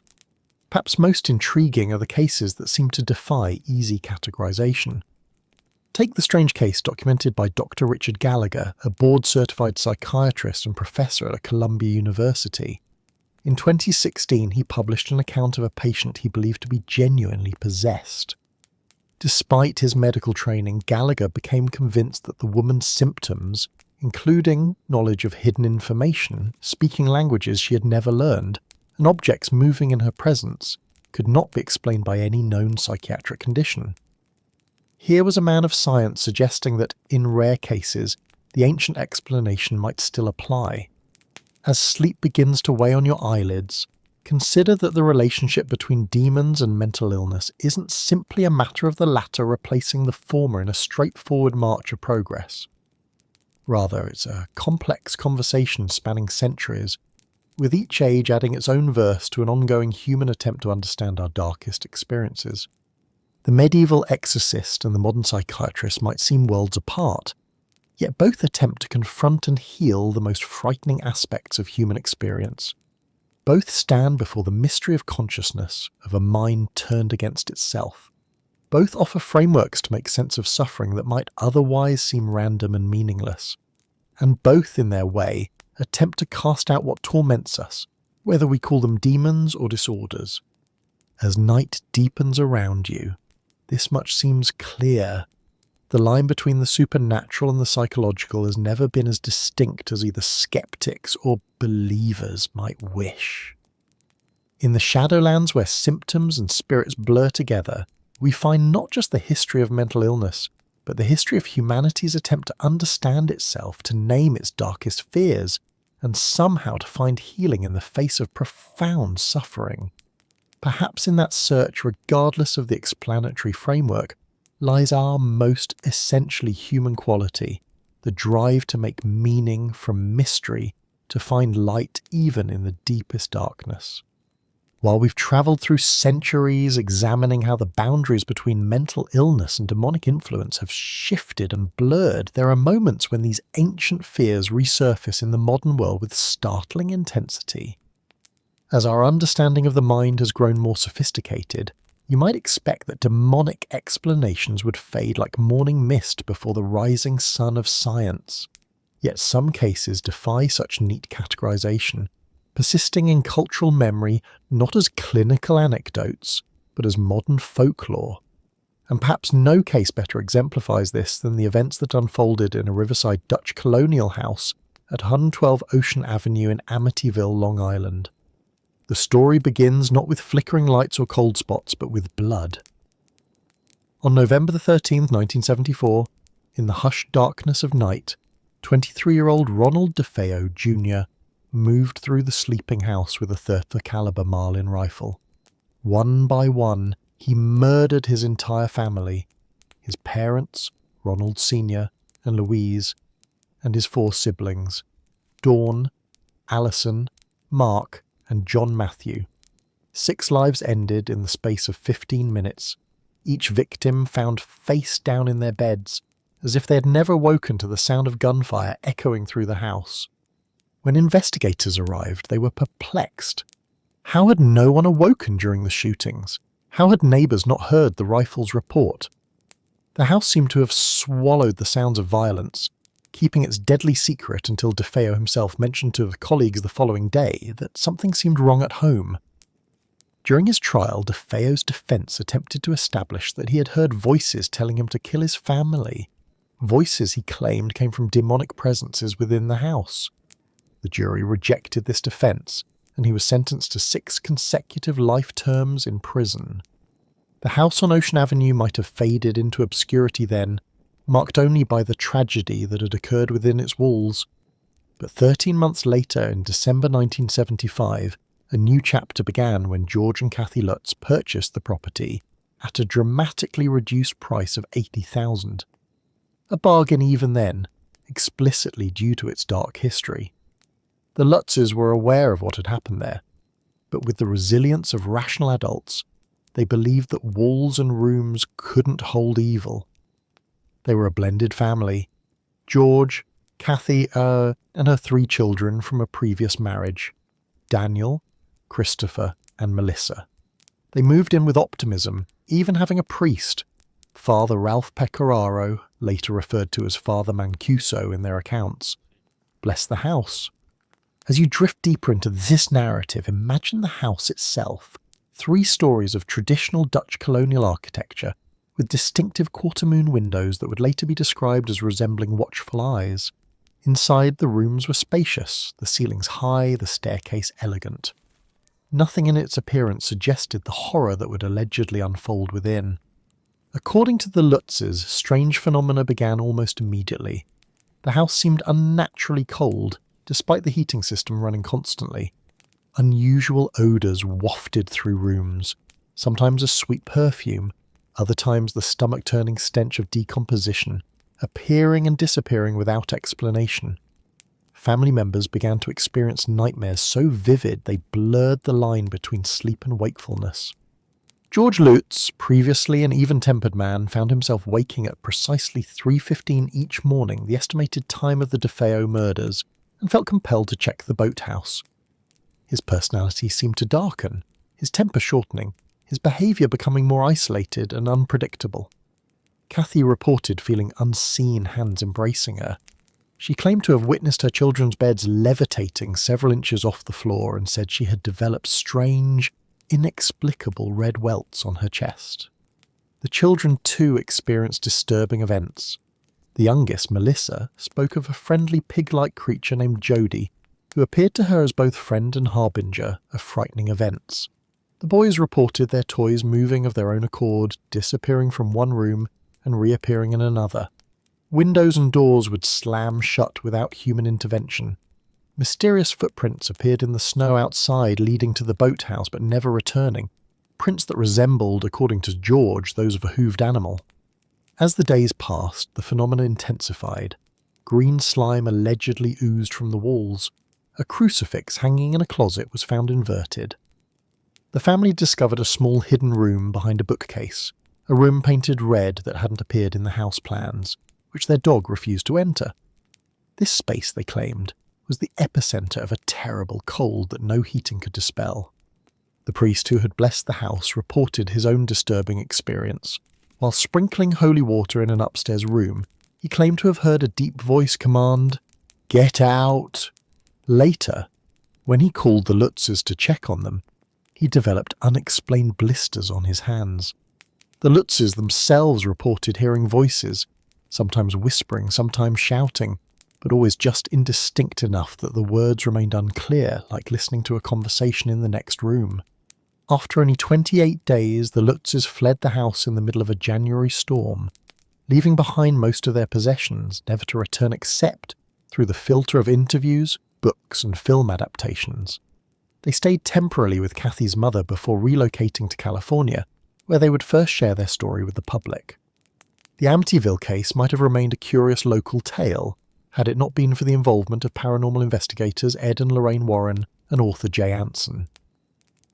The Warrens, self-proclaimed demonologists who would later become household names through cases like the Enfield poltergeist and the events that inspired the Conjuring film series, investigated the house in 1976. Ed Warren, with his distinctive white hair and glasses, declared it not just haunted, but infested with demonic presence. "In my years of investigating haunted houses," he said, "I've never come across such an intense case of demonic activity."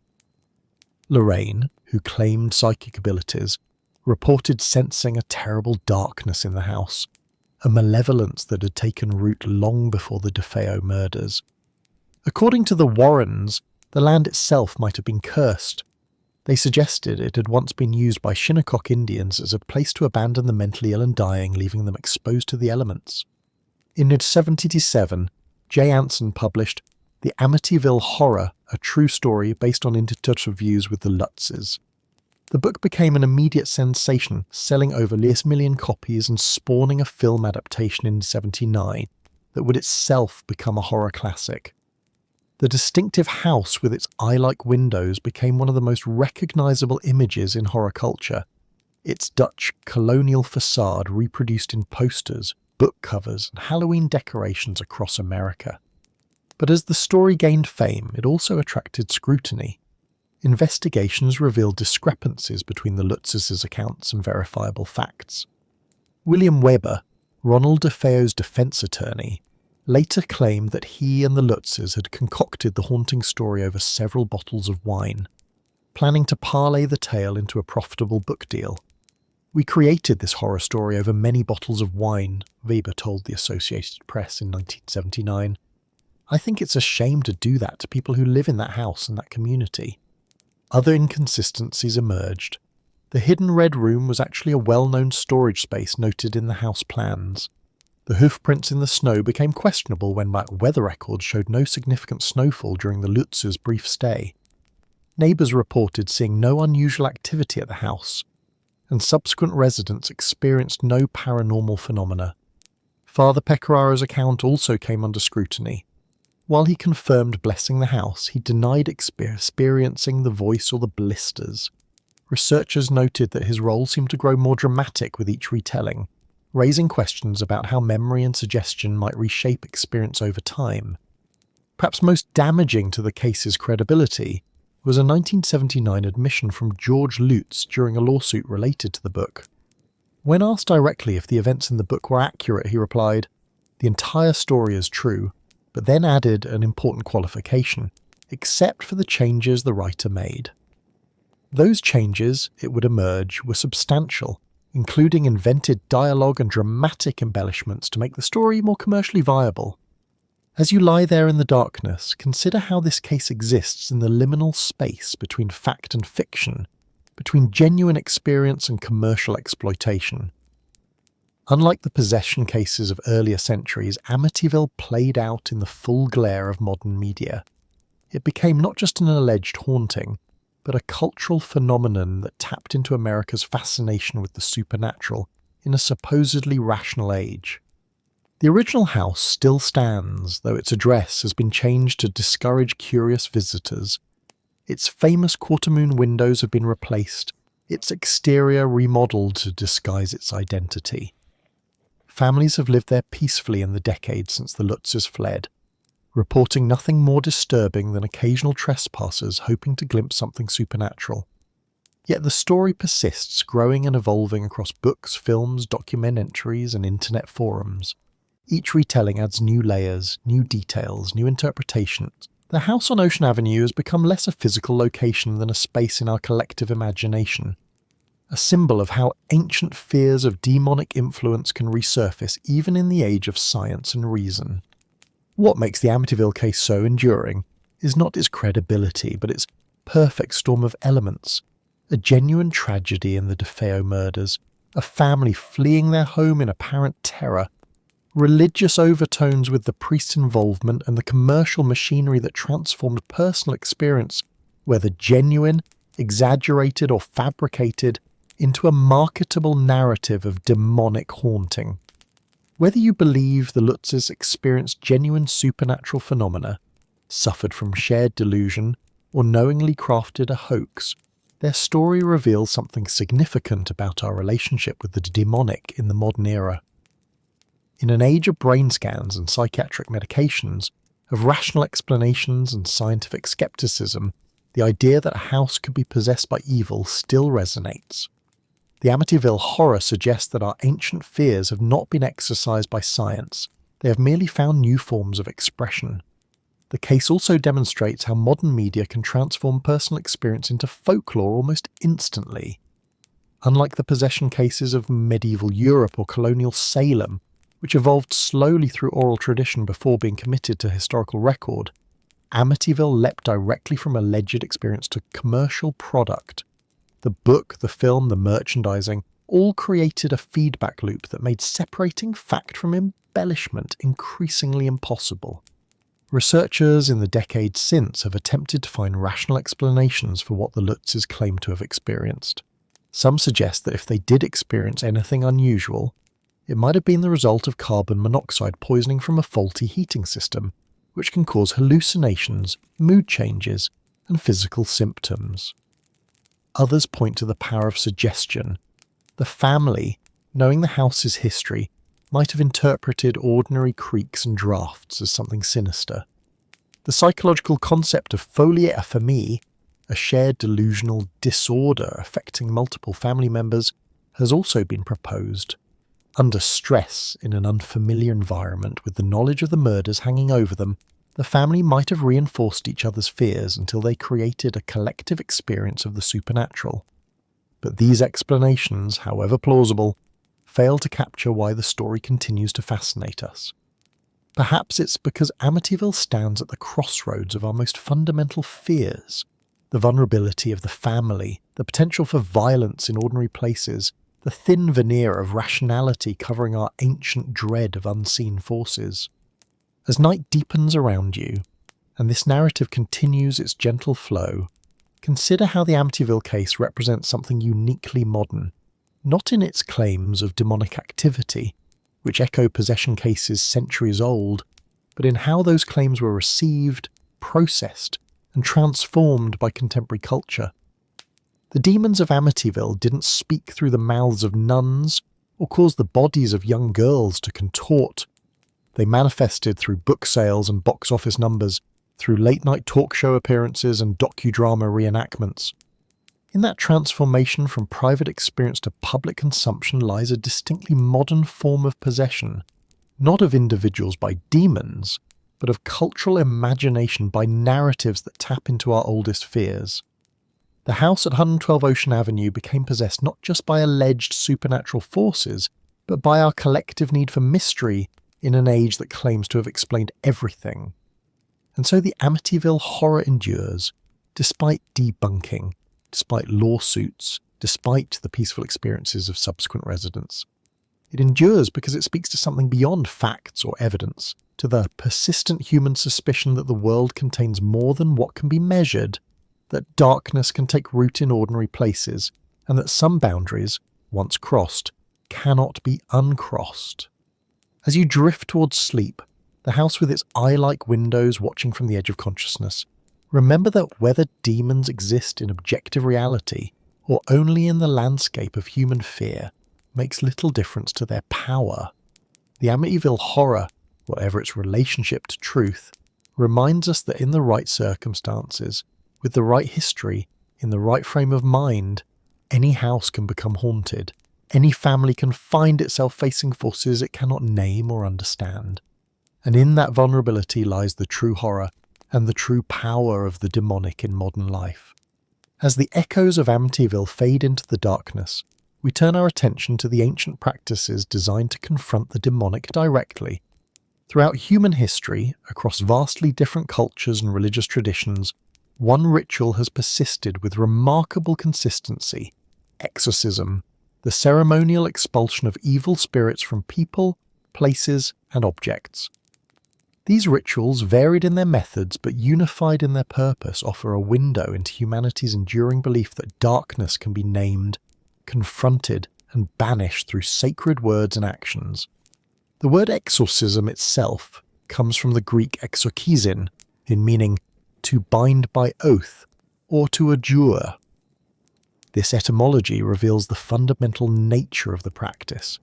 It is not merely a request for a spirit to depart, but a command invoking powers greater than both the exorcist and the entity being exorcised. It assumes a cosmic hierarchy where even demons must ultimately bow to higher authority when properly invoked. Perhaps the most codified and recognizable form of exorcism comes from the Roman Catholic tradition. The Rituale Romanum, first formally compiled in 1614 under Pope Paul V, provided Catholic priests with detailed instructions for confronting demonic possession.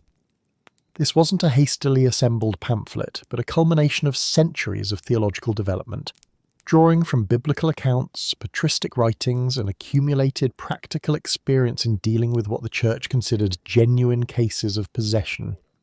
As you settle deeper into your pillow, imagine a somber scene from centuries past. A darkened room in a stone church, candles casting long shadows on ancient walls, a priest dressed in purple stole standing before a person believed to be possessed. The air is heavy with incense and anticipation. The priest begins with a series of prayers and invocations, calling upon divine protection before directly addressing whatever entity might have taken residence in the afflicted person. "I command you, unclean spirit, whoever you are," the priest would intone in Latin, "along with all your minions now attacking this servant of God, by the mysteries of the incarnation, passion, resurrection, and ascension of our Lord Jesus Christ, to tell me by some sign your name and the day and hour of your departure." The ritual would continue, sometimes for hours, sometimes for days or even weeks. The priest would sprinkle holy water, present a crucifix, recite passages from Scripture, particularly the Gospels. The responses could range from quiet weeping to violent resistance, from whispered obscenities to guttural voices claiming to be ancient demons. Whether these reactions stemmed from genuine supernatural presence or psychological suggestion, they followed patterns documented across centuries with remarkable consistency. What's particularly fascinating is that the Rituale Romanum wasn't static. It evolved over time, reflecting changing theological understandings and practical experiences. The most recent major revision came in 1999, when the Vatican released his De exorcismis et supplicationibus quibusdam, of exorcisms and certain supplications. This updated ritual maintained the essential structure, but incorporated contemporary psychological understanding, emphasized greater restraint in diagnosing possession, and removed some of the more dramatic elements that had captivated the public imagination through films like The Exorcist.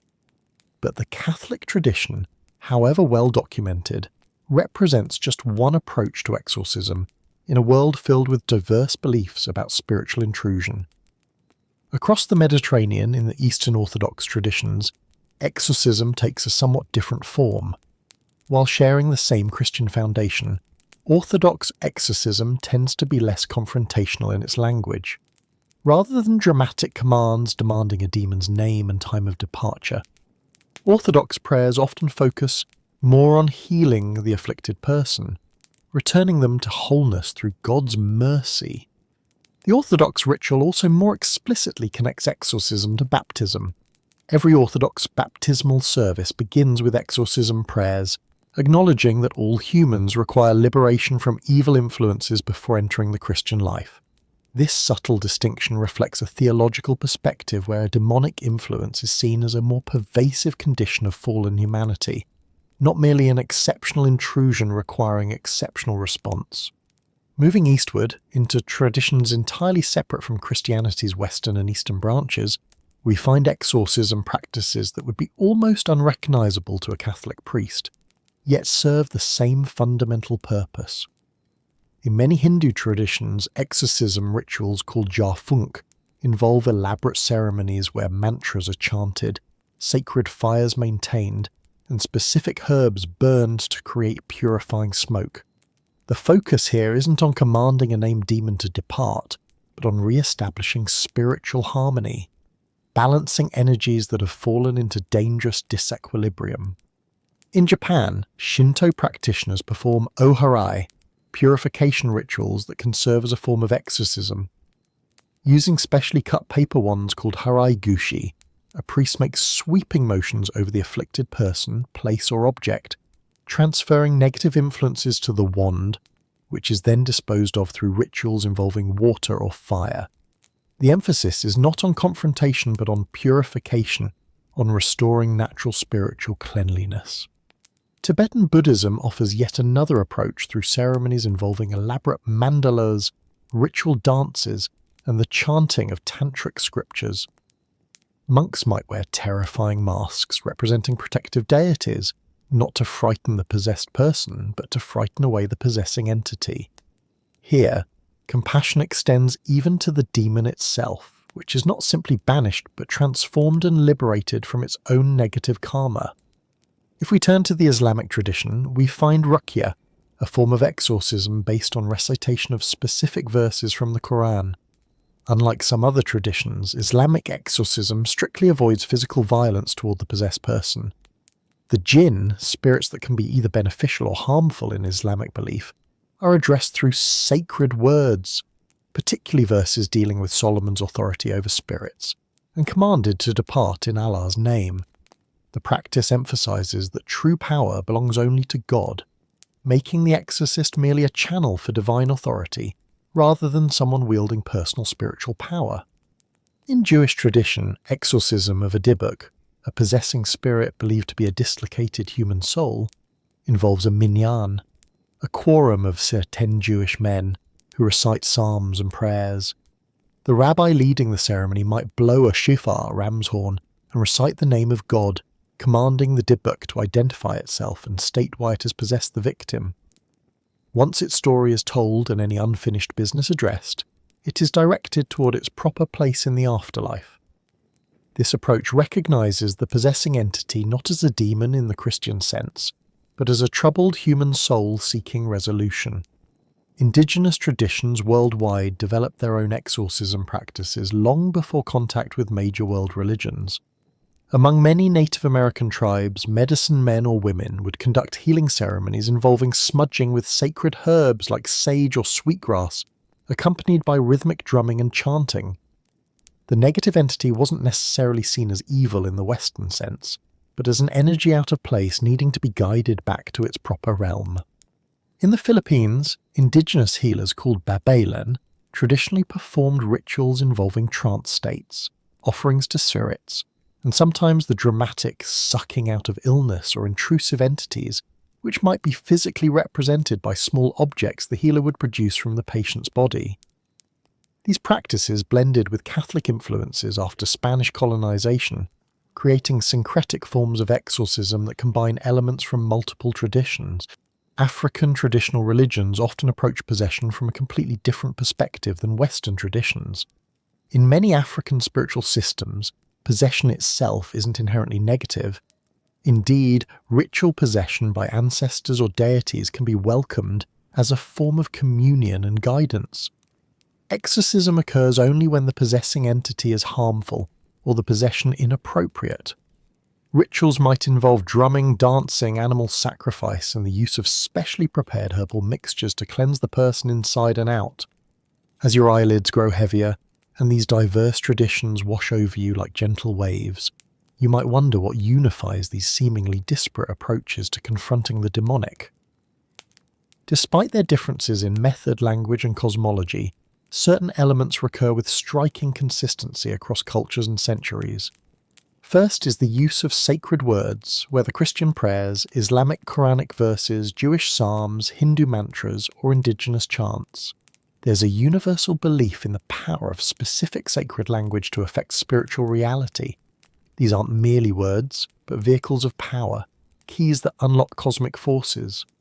Second is the creation of sacred space through ritual actions, the Catholic priest's use of holy water and blessed objects, the Hindu practitioner's sacred fire, the Native American's smudging with sage, the Japanese Shinto priest's purification wand. Each tradition establishes boundaries between ordinary and extraordinary reality, creating a stage upon which the cosmic drama of exorcism can unfold. Third is the invocation of higher authority. No exorcist in any tradition claims to expel demons through personal power alone. Whether calling upon Jesus Christ, Allah, ancestral spirits, or divine universal energy, the exorcist positions themselves as a conduit, not the source of the power being wielded. This humility before greater forces is perhaps the most consistent element across all exorcism traditions. Fourth is the recognition of the possessed person's essential humanity, separate from whatever entity might be influencing them.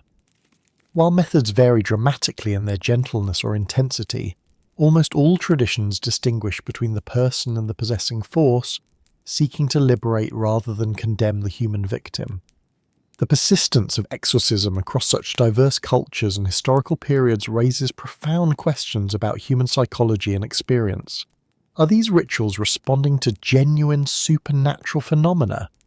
Are they therapeutic frameworks for addressing mental illness through culturally acceptable means? Are they social mechanisms for reintegrating individuals whose behaviour has placed them outside community norms? Modern psychological studies of exorcism suggest all these interpretations may contain elements of truth. The powerful combination of authoritative presence, ritual framing, community support, and dramatic catharsis creates conditions where genuine psychological healing can occur, regardless of whether one believes in literal demons. Neurological research reveals that intense ritual experiences trigger significant changes in brain chemistry and neural activity. The focused attention, rhythmic stimulation through chanting or drumming, and heightened emotional states characteristic of exorcism rituals can induce altered consciousness that may itself be therapeutic for certain conditions. Perhaps most importantly, exorcism rituals provide narrative structure to chaotic suffering. They name the unnameable, give form to formless distress and promise resolution to seemingly endless torment. By externalizing the source of suffering as something separate from the core self, something that can be identified, confronted, and expelled, these rituals offer hope where modern psychiatric approaches sometimes offer only management of symptoms. As night deepens around you, consider how these ancient practices continue even in our scientific age. Catholic dioceses still appoint official exorcists, Islamic scholars still perform ruqya, indigenous healers still conduct traditional ceremonies. People suffering from conditions that defy easy medical categorization still seek these ritual interventions, often alongside conventional treatment. This persistence suggests that exorcism addresses something fundamental in human experience, the need to believe that our darkest moments, our most disturbing thoughts and impulses, our deepest suffering can be named, confronted, and ultimately cast out. Whether the demons exist in some objective reality or only in the landscape of human consciousness, the rituals developed to confront them remain powerful technologies of hope, offering the promise that no darkness, however profound, is beyond the reach of light. As the ancient chants of exorcism rituals fade into whispers, we turn our attention to a case that bridges the centuries-old traditions we've explored and the modern world we inhabit. While the practices of casting out demons have evolved across cultures and millennia, certain cases stand out for their impact on contemporary understanding of possession. None, perhaps, has left a more indelible mark on American consciousness than the strange events surrounding a boy known to history only by his pseudonym Roland Doe. The story begins innocuously enough in a middle-class home in Maryland in January 1949. A 13-year-old boy whose true identity remains protected behind various pseudonyms, Roland Doe, Robbie Mannheim, John Hoffman, lived with his German-American parents and his aunt, a woman with an interest in spiritualism. It was this aunt who allegedly introduced the boy to the Ouija board, that simple wooden device with its sliding pointer and alphabet letters that has long served as the supposed bridge between our world and whatever might lie beyond. When the aunt died in January 1949, strange occurrences reportedly began to manifest around the boy. First came the unexplained sounds, scratching noises from inside the walls and ceiling of his bedroom like fingernails dragging slowly across wooden surfaces. Objects, a vase, a bookend, a Bible, allegedly moved without human touch, sometimes gently sliding across surfaces, other times hurling themselves violently across rooms. The boy's bed, witnesses claimed, would shake uncontrollably at night, the mattress seeming to vibrate with energy from an unknown source. As you sink deeper into comfort, picture the escalating tension in that ordinary suburban home as mundane reality began to fray at its edges. The mother, devoutly Lutheran, initially sought help from her minister, Pastor Luther Miles Schulze. After witnessing some of the phenomena himself, including a chair moving seemingly on its own while the boy sat nearby, Schulze suggested the family consult both medical and Catholic authorities. His recommendation would set in motion a series of events that would eventually inspire one of the most iconic horror films in cinema history. The family took their son first to Georgetown University Hospital, where physicians conducted thorough examinations, including psychiatric evaluations and newly available electroencephalogram tests to measure brain activity. Finding no medical explanation for the boy's condition or the reported phenomena, doctors made the unusual suggestion that the family consult a priest. This recommendation, from medical professionals to religious authorities, marks a fascinating intersection of modern science and ancient belief, a moment when the tools of medicine reached their explanatory limits. In February 1949, the family approached Father E. Albert Hughes of St. James Catholic Church. Though the family wasn't Catholic, they were desperate for help from any quarter. Father Hughes allegedly attempted a preliminary exorcism, which ended abruptly when the boy broke free from restraint, tore a spring from the mattress, and slashed the priest's arm, requiring over 100 stitches. This violent episode supposedly convinced Hughes that whatever afflicted the boy was beyond his experience. The family, increasingly desperate, moved to St. Louis, Missouri, where they had relatives. There they contacted priests at St. Louis University, a Jesuit institution. Father William S. Bowdern, along with Father Walter Halloran and Father Raymond Bishop, took up the case. What followed was a series of exorcism rituals that would span several weeks in March and April of 1949, conducted primarily at Alexian Brothers Hospital and a relative's home, Tinpenien. The diary kept by Father Bishop during this period describes phenomena that stretched the boundaries of rational explanation. The boy would allegedly speak in deep, guttural voices entirely unlike his normal tone. Strange words and phrases in languages he had never studied, including Latin and what some claimed was Aramaic, emerged from his mouth. His body would contort in painful positions with unusual strength that belied his young age and slight build. Witnesses described welts appearing on his skin, forming what looked like words. At times, the bed would shake violently, or the boy would levitate slightly above it, hovering in defiance of gravity. Objects continued to move in his presence. The temperature in his room would plummet suddenly, creating cold spots that moved about the space like invisible presences seeking form. Throughout the exorcism sessions, the priests reported that the boy would react violently to sacred objects and holy water. When presented with religious artifacts, he would scream obscenities and blasphemies. The diary mentions the names of supposed demons. Over 10 entities claim to inhabit the boy's body, though their names have never been made public. Finally, on April 18, 1949, after more than 30 exorcism sessions, the ordeal reportedly ended. Father Bodern was leading the ritual when the boy suddenly spoke in his normal voice, claiming to have had a vision of St. Michael the Archangel holding a flaming sword. A loud sound, described variously as a gunshot or a crack of thunder, was heard throughout the room. After this dramatic conclusion, the phenomena ceased.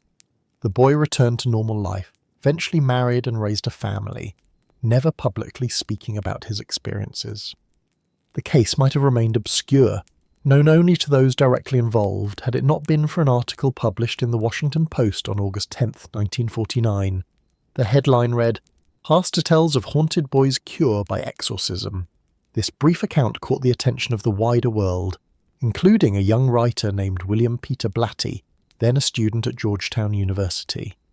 Years later, Blatty would transform the sparse details of his Roland Doe's case into the novel The Exorcist, published in 1971, followed by the iconic film adaptation in 1973. Though Blatty changed the gender of the possessed child and added numerous dramatic elements, the core of his story, a young person's demonic possession, and the ritual exorcism performed by Jesuit priests, was drawn directly from the Roland Doe case. The film's impact on public consciousness cannot be overstated. With its graphic depictions of possession, its striking visual effects, and its unflinching exploration of faith in conflict with modernity, The Exorcist became not just a commercial success, but a cultural touchstone. It made exorcism, previously an obscure religious ritual, into a household concept. Church attendance reportedly spiked after the film's release, as did interest in supernatural phenomena. The boundary between religious practice and entertainment had never seemed so permeable.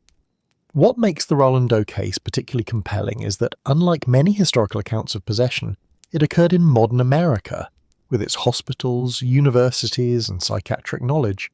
It unfolded not in a remote village or medieval monastery, but in suburban homes and modern medical facilities.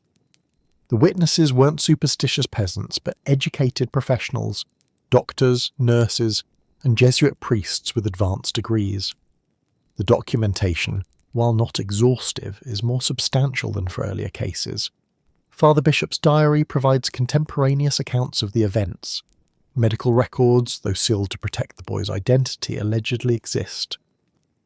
The priests involved gave occasional interviews over the decades, maintaining the essential truth of their experiences while acknowledging that modern skepticism was understandable. Father Halloran, who assisted in the exorcism and died in 2005, remained the most accessible of the priests involved. In later interviews, he exhibited a careful balance between affirming the extraordinary nature of what he witnessed and acknowledging the limitations of human perception.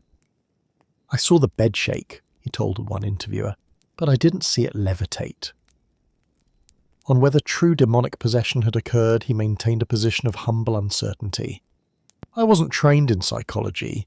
All I know is the prayers of the exorcism were working."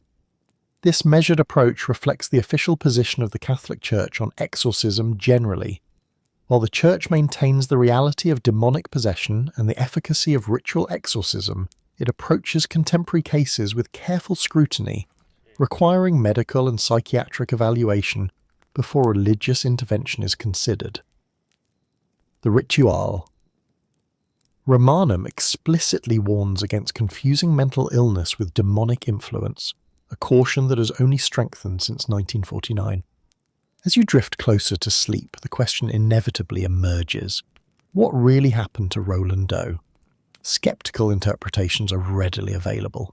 Psychologists suggest the boy may have suffered from multiple conditions, perhaps Tourette's syndrome explaining the vocalizations, combined with dissociative identity disorder to account for the distinct personalities, and poltergeist phenomena arising from unconscious psychokinetic energy, if one accepts such paranormal possibilities. Others propose simpler explanations: deliberate trickery by a troubled adolescent seeking attention, perhaps unconsciously aided by suggestible adults primed to see the supernatural in ordinary occurrences. The cold spots, moving objects, and strange sounds might be explained through drafts, imperceptible vibrations, or the power of expectation to shape perception. The sealed records at Alexian Brothers Hospital tantalize researchers. In 1978, the hospital experienced a fire that destroyed many documents, though rumours persist that the Roland Doe files were already secured elsewhere. The Catholic Church maintains records of the case, but access is tightly restricted. This absence of complete documentation has allowed the story to grow in the fertile soil of speculation, each retelling adding new elements while core details remain unverifiable. What we can say with certainty is that something occurred, something sufficiently disturbing to convince medical professionals to refer the case to religious authorities, something compelling enough to engage multiple Jesuit priests in weeks of exhausting ritual work. Whether that something was psychological, supernatural, or some complex interplay between suggestion, expectation, and genuine anomalous phenomena remains open to interpretation. Perhaps the most intriguing aspect of the Roland Doe case is what happened after the exorcism. By all accounts, the boy recovered completely. He graduated high school, attended college, and led a normal, productive life with no further supernatural incidents. This outcome differs markedly from many historical possession cases, where the afflicted often remained marked by their experiences, either dying shortly after, like Anneliese Michel, or living as curiosities or cautionary tales. The privacy that has surrounded Roland Doe's actual identity has been remarkably successful in an age of information. Though rumours occasionally surface claiming to identify the real person behind the pseudonym, none have been conclusively verified. This protection has allowed the real individual to live his life beyond the shadow of those disturbing months in 1949, while the case itself has taken on a life of its own in American folklore. As night deepens around you, consider how this case functions as a bridge between ancient beliefs and modern sensibilities. The rituals performed over Roland Doe would have been recognizable to exorcists from centuries past, yet they took place in hospital rooms with electricity and telephones. The priests involved were educated men who approached their task with both faith and intellectual caution. The doctors who witnessed events maintained their scientific training while acknowledging phenomena they couldn't readily explain. In this tension between the rational and the inexplicable, the Roland Doe case captures something essential about humanity's relationship with the demonic. Even in our most scientifically advanced societies, even in the clear light of modernity, the darkness at the edges of human experience continues to disturb and fascinate us. We may have changed the language we use, speaking of psychological conditions rather than demonic entities, but the fundamental mystery remains. What happens when a human consciousness appears to be infiltrated or overwhelmed by something that seems utterly alien to it? Whether demons exist as objective spiritual entities or as projections of our deepest psychological disturbances may be less important than what our continued belief in them revealed us about human nature. The rituals of exorcism, whether in ancient Mesopotamia, medieval Europe, or mid-century America, speak to our enduring hope that no darkness, however profound, is beyond the reach of light, that what has been broken can be made whole, that what has been lost can be reclaimed, and that in the end, the human spirit prevails. While the case of Roland Doe represents a modern intersection between law, medicine, and religious ritual, the phenomenon of demonic possession has a much older relationship with legal systems. As you drift deeper into this historical journey, let us turn back the pages of time to Renaissance Europe, where courtrooms became theatres of the supernatural, and the legal machinery of the state was deployed against forces believed to exist beyond the physical world. Here, in the elaborate halls of justice across Italy, France, Germany, and Spain, some of history's most fascinating and disturbing trials unfolded. Cases where the defendants included not just humans, but the invisible entities believed to inhabit them. The Renaissance, that period of artistic and intellectual rebirth spanning roughly the 14th through 17th centuries, presents us with a peculiar paradox. On one hand, it was an age of humanism, scientific inquiry, and rational thought. On the other, it witnessed an intensification of supernatural beliefs, including some of the most systematic approaches to identifying and combating demonic influence ever developed. This contradiction wasn't seen as such by Renaissance minds.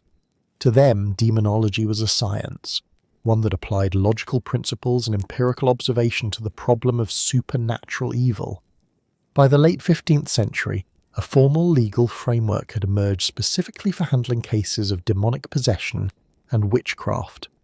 The publication of the infamous Malleus Maleficarum, the Hammer of Witches, in 1487 by Heinrich Kramer, provided courts with what purported to be a comprehensive guide to identifying, trying, and punishing those who trafficked with demons. Though primarily focused on witchcraft, this text and others like it established precedents for how possession cases would be handled in secular and ecclesiastical courts throughout Europe. The legal procedures for determining genuine possession were surprisingly elaborate. Courts didn't simply accept claims of demonic influence at face value.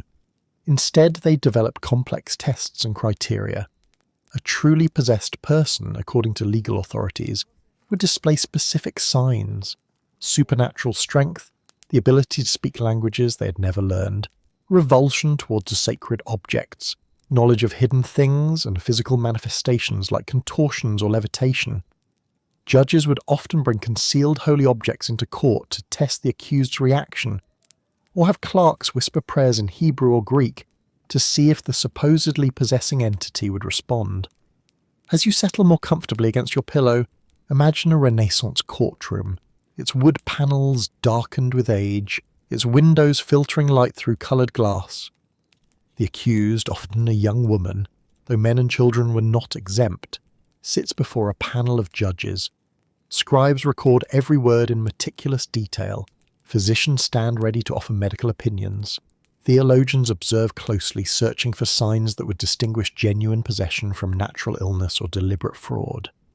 One of the most significant possession trials of this period took place in the town of Aix-en-Provence in France, beginning in 1609 and continuing through 1611. The case centred on an Ursuline nun named Sister Madeleine de Demandol de la Palude, who accused her confessor, Father Louis Goffridi, of bewitching her and causing her possession.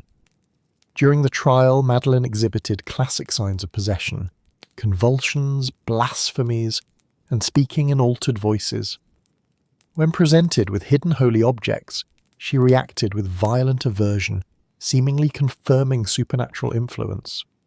What makes this case particularly illuminating is how it combined elements of both witch trial and possession case. Madeleine was treated simultaneously as victim and witness, her testimony against Goffridi considered valid despite, or perhaps because of, her possessed state. The legal theory held that while the possessed person's normal faculties were suppressed, the demon itself could be compelled by sacred authority to speak truth. Thus, paradoxically, the words coming from Madeleine's mouth were treated as more reliable because they were believed to come from a demon under divine compulsion to testify truthfully.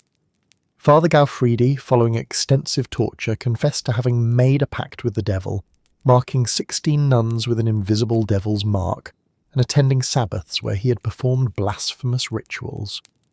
Though he later recanted this confession, the court found him guilty. On April 30th, 1611, he was burned at the stake in Aix. Madeleine, after multiple exorcisms, was declared free of possession and retired to a convent, though records suggest she experienced episodes of apparent possession throughout her life. The trial's documentation reveals the intricate interplay between legal procedure and demonological belief. Judges followed strict protocols requiring multiple witnesses, physical evidence, the devil's marks found on Gaufridi's body, and consistency in testimony. Medical experts were consulted to rule out natural causes. The proceedings reflected not chaotic superstition, but a structured system that applied the period's best understanding of both legal principles and supernatural phenomena. As night deepens around you, consider another remarkable case from Renaissance Italy. In 1574, in the northern town of Friuli, a miller known as Menocchio, born Domenico Scandella, faced the Inquisition not for being possessed himself, but for expressing unorthodox ideas about demons and creation that he claimed came from direct spiritual revelation. Though not a possession case in the classic sense, Menocchio's trial illustrates how Renaissance courts approached claims of supernatural influence on human thought.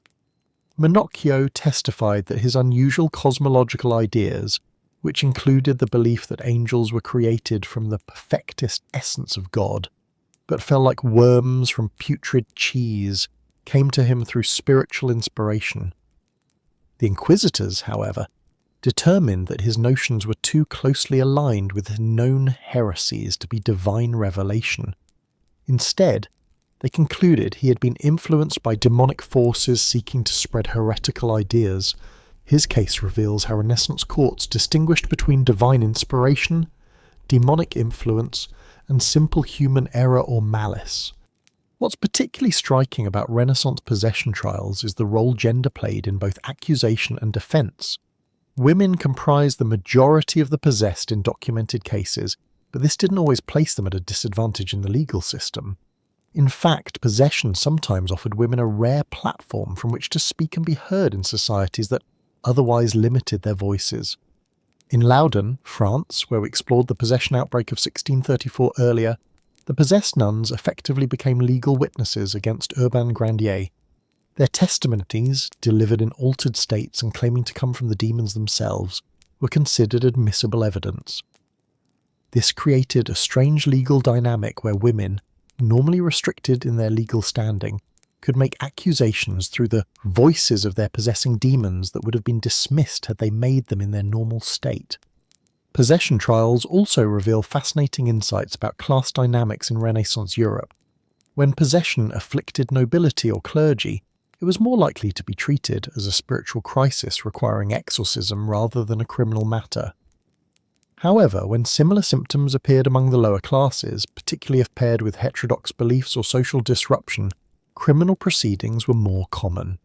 The same behaviours might lead to sympathetic treatment and healing rituals for a noblewoman, but torture and execution for a peasant. The evidentiary standards in these trials reflect an intriguing blend of tradition and innovation. While much depended on testimony and observation, Renaissance courts increasingly sought physical evidence of supernatural activity. The devil's mark, an insensitive spot on the body that reportedly didn't bleed when pricked, was commonly searched for. Spectral evidence, the claim that a witness had seen the accused spirit or shape committing supernatural acts, was admissible in many courts, though increasingly controversial as the period progressed. Some courts employed swimming or floating tests, where the accused would be bound and placed in water. Floating was considered evidence of guilt, as water, the element of baptism, was believed to reject those allied with demonic forces. Other courts used weighing tests, operating on the theory that trafficking with spirits made one supernaturally light. These physical tests represent early flawed attempts to bring empirical methods to supernatural allegations. By the late Renaissance, medical experts began playing a more prominent role in possession trials. Physicians like Johann Weyer in Germany and Edward Jordan in England appeared in court to offer alternative explanations for symptoms previously attributed automatically to demonic influence. Jordan's testimony in the 1602 case of Mary Glover in London was particularly significant. He argued that Glover's convulsions and sensory disturbances stemmed from suffocation of the mother, a term for hysteria, not demonic possession. Though the court ultimately rejected his explanation, his testimony marks an important shift toward medical interpretations of possession symptoms. As the Renaissance gave way to the Enlightenment, possession trials declined significantly. This wasn't because belief in demons disappeared, but because the legal framework for addressing supernatural claims changed. Increasingly, courts required tangible evidence and material causation, making it more difficult to prosecute cases based primarily on spiritual testimony or invisible influences. The last major witch trial in England took place in 1712, while France officially removed witchcraft from its legal code in 1682. Yet remnants of these legal approaches to the supernatural persisted well into the modern era. As recently as before, a medium named Helen Duncan was prosecuted in Britain under the Witchcraft Act of 1735, though for fraud rather than actual witchcraft. Even today, courts occasionally face cases involving claims of supernatural influence, though these are typically addressed through modern psychiatric frameworks rather than demonological ones. What makes Renaissance possession trials so fascinating is not just their exotic nature from our modern perspective, but how they reveal sophisticated attempts to systematize and legalize approaches to the inexplicable. These weren't simply witch hunts driven by mass hysteria, though such elements certainly existed. They were considered applications of the period's best legal, medical, and theological knowledge to phenomena that defied easy categorization. The transcripts of these trials, when they survive, offer remarkable windows into how Renaissance minds grappled with the boundaries between the natural and supernatural, between individual responsibility and external influence. Judges would carefully question the possessed about what they remembered during their episodes, whether they felt internal resistance to the entity controlling them, and how the possession had begun. Their answers were analysed for consistency and plausibility, measured against established criteria for genuine demonic influence. The decline of possession trials didn't represent simply the victory of rationality over superstition, as Enlightenment narratives might suggest. Rather, it reflected shifting frameworks for understanding disturbing or deviant behaviour. The same symptoms that would have led to an exorcism or trial in 1600 might result in psychiatric commitment by 1800, criminal prosecution by 1900, or medication and therapy by 2000. The behaviours remained, only the interpretive frameworks changed. As your consciousness drifts toward the edges of sleep, consider how these historical trials continue to influence our understanding of agency, responsibility, and the limits of human autonomy. Renaissance judges ask profound questions about where the self ends and outside influence begins, questions that remain relevant in our discussions of mental illness, addiction, and culpability. Though we've replaced demons with neurochemistry and psychological trauma, the fundamental mystery persists. What happens when a person seems to be influenced by forces beyond their control? The possession trials of Renaissance Europe, with their meticulous records and elaborate procedures, stand as monuments to humanity's enduring attempt to bring order to chaos, to apply reason to the seemingly unreasonable, and to find justice even when confronting forces that appear to transcend the material world. In their strange combination of legal precision and supernatural belief, they remind us that the line between rationality and faith has never been as clear as we might imagine, and that human institutions will always strive to encompass even the most mysterious aspects of human experience. As the echoes of Renaissance courtrooms fade into historical memory, we find ourselves returning to more familiar ground, the contemporary world with its smartphones, brain scans, and satellite imagery. One might expect that in this age of unprecedented scientific understanding, claims of demonic possession would have disappeared entirely, relegated to horror films and historical curiosities. Yet the phenomenon persists, adapting to modern contexts while maintaining connections to ancient fears. The demons, it seems, have not departed. They have merely changed their appearance to suit our technological era. In this final exploration of our journey through demonic history, we encounter cases that challenge the neat boundaries between past and present, between superstition and science. These are not dusty manuscripts or second-hand accounts from centuries past, but events that have unfolded within living memory, often documented on video, debated on the internet, and sometimes adjudicated in modern courts. They raise profound questions about the nature of human experience in an age that claims to have explained almost everything. Perhaps the most striking aspect of contemporary possession cases is how they blend ancient patterns with distinctly modern elements.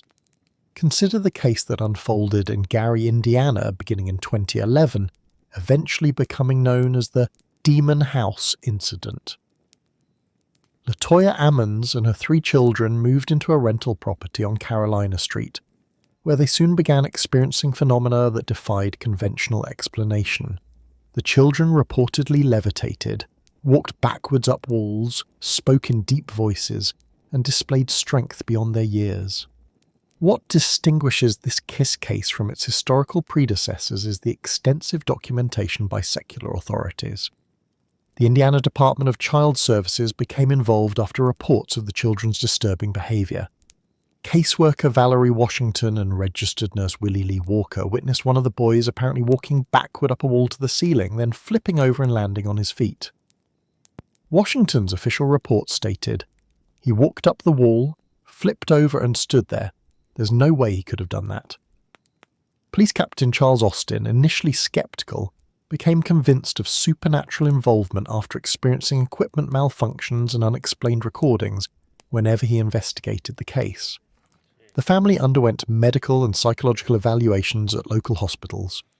While some symptoms could be attributed to known conditions, others defied ready explanation. The case eventually involved not just medical professionals and social workers, but also Catholic priest Father Michael Maginot, who performed a series of exorcisms after receiving permission from the Diocese of Gary. The house itself became the focus of intense media interest, eventually being purchased by paranormal investigator Zach Bagans, who later demolished it after claiming to experience malevolent phenomena during filming. As you drift deeper into this narrative, notice how this modern case incorporated elements that would have been familiar to medieval demonologists: levitation, altered voices, supernatural strength, while adding contemporary dimensions like child protective services, hospital evaluations, and eventually reality television documentation. The demons, if they existed, were navigating a world of social workers and smartphones. Similar patterns emerge in the 2008 case of a young woman in Cebu, Philippines, known publicly only as Julia. Her apparent possession was captured on video by news crews from the local ABS-CBN network, showing her displaying classic signs of possession, contorted movements, altered voice, and extreme aversion to religious objects. What makes this case particularly noteworthy is how it circulated globally through YouTube and social media, allowing millions worldwide to witness what previous generations could only read about in second-hand accounts. The digital documentation created a strange new dynamic where viewers across continents could debate the authenticity of a possession case in real time, bringing medieval theology into conversation with digital skepticism.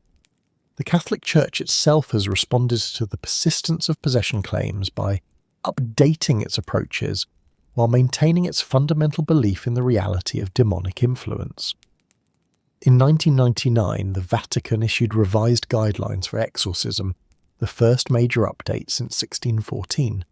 The new ritual, De exorcismis et supplicationibus quibusdam, emphasizes the need for medical and psychological evaluation before proceeding to religious intervention.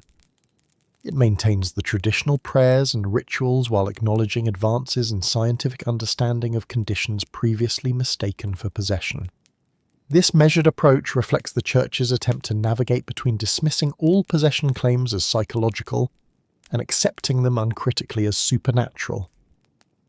Father Gabriele Amorth, who served as the Vatican's chief exorcist until his death in 2016, claimed to have performed over 70,000 exorcisms during his career. Despite this staggering number, he was careful to note that genuine possession is rare, with many cases better addressed through psychiatric treatment. "I speak with the devil every day," he once said, "but I also speak with psychiatrists." The Church has also responded to increased demand for exorcism services by expanding training programs for priests. In 2018, the Vatican held a week-long course on exorcism, open to priests from around the world, which included presentations not just from theologians but also from psychiatrists and lawyers. This interdisciplinary approach represents a sophisticated evolution from earlier periods, acknowledging the complex interplay between spiritual, psychological, and social factors in apparent possession cases. As the night deepens around you and sleep begins to gather at the edges of consciousness, consider how modern technology has transformed our relationship with possession phenomena. Portable EEG devices now allow researchers to monitor brain activity during alleged possession episodes. Infrared cameras and electromagnetic field detectors search for physical explanations of cold spots and moving objects. Audio analysis software examines the vocal patterns of supposedly possessed individuals, looking for explanations of the different voice phenomenon that has been reported across centuries and cultures. This technological scrutiny has produced intriguing results. Some studies have found that individuals during possession states show distinctive brain activity patterns similar to those observed during certain types of dissociative episodes. Others have documented physical changes, alterations in voice box tension, facial muscle engagement, and neurochemical patterns that partially explain the dramatic transformations witnessed during apparent possessions. Yet these findings, while illuminating the mechanisms of the experience, don't necessarily invalidate the subjective reality of what the possessed person experiences. Perhaps most fascinating is how possession narratives have adapted to the digital age. Where previous generations might have attributed unexplained phenomena to traditional demons with biblical names, contemporary accounts often incorporate technological elements. Possession by aliens, sentient computer programs, or government mind control techniques have partially replaced older demonic explanations while maintaining the core experience of being influenced by an external intelligence.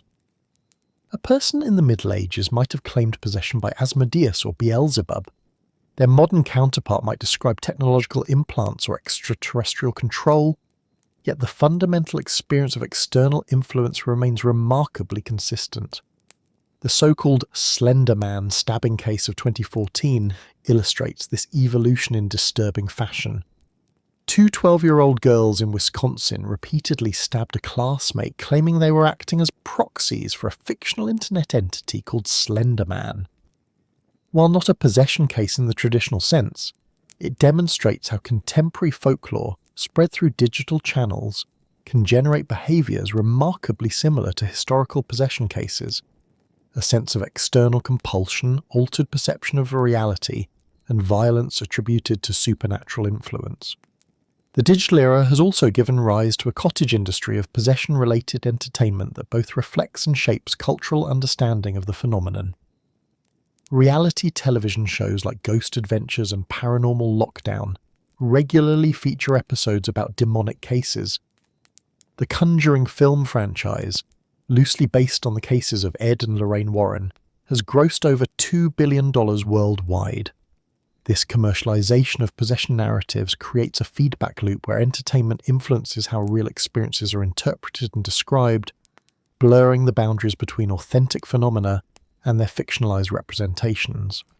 Medical and psychiatric professionals continue to develop frameworks for understanding experiences previously attributed to possession. The DSM-5, Psychiatry's diagnostic manual, includes dissociative identity disorder and various forms of psychosis that can manifest symptoms similar to historical possession cases. Culture-bound syndromes like amok in Southeast Asian cultures or ZAR in North African contexts describe possession-like states specific to particular cultural settings.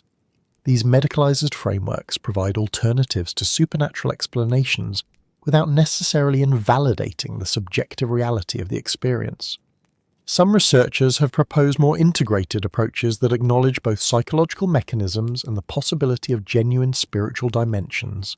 Dr. M. Scott Peck, a psychiatrist and author of The Road Less Traveled, participated in 2 exorcisms during his career and concluded that while many apparent possession cases are better explained as mental illness, others suggest something beyond current psychiatric understanding. Similarly to Richard Gallagher, a board-certified psychiatrist and professor at Columbia University Medical Center, has controversially maintained that certain cases he has witnessed defy purely psychological explanation. The persistence of possession claims in the modern era raises profound questions about human consciousness, the limits of scientific explanation, and the enduring power of religious frameworks. Despite centuries of scientific advance, the experience of feeling overtaken by something other than oneself remains a recurring feature of human experience across cultures. Whether explained as dissociation, psychosis, cultural suggestion, or genuine spiritual influence, the subjective reality of the experience demands serious consideration. As your eyelids grow heavier and sleep approaches, consider how these contemporary possession cases serve as mirrors reflecting our deepest cultural anxieties. In the medieval period, demons represented fears of religious deviation and social disorder. In the Salem era, they embodied anxieties about community boundaries and unseen threats. Today's possession narratives often center on technology, contamination, or loss of autonomy in an increasingly complex world. The form may change, but the underlying function remains, providing externalized representations of our most profound collective fears. Perhaps most striking is how modern cases reveal the persistence of mystery at the heart of human experience. Despite our unprecedented ability to explain natural phenomena, to map the brain, to track and document events, there remain experiences that resist neat categorization. The possessed person, whether in medieval Europe, colonial America, or contemporary suburbia, stands at the borderlands of understanding, challenging our confidence that we have fully mapped the territory of human consciousness. As this journey through demonic history comes to its close, we are left not with definitive answers, but with deepening questions. What does it mean that possession experiences show such remarkable consistency across vastly different cultures and time periods? How should we understand phenomena that occur at the intersection of neurology, psychology, culture, and spirituality? And perhaps most fundamentally, what do these experiences reveal about the nature of consciousness itself? The demons of the past haven't vanished. They've evolved alongside us.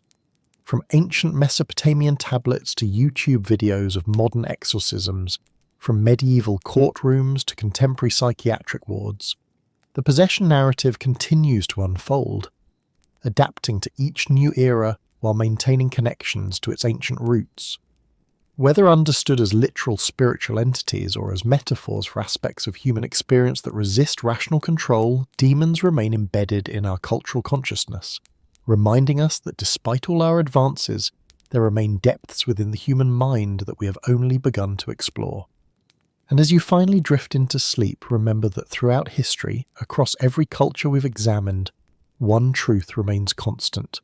Whatever darkness we may encounter, whether from external forces or from the uncharted territories of our own minds, the human spirit has consistently found ways to confront it, name it, and ultimately to seek liberation from its influence.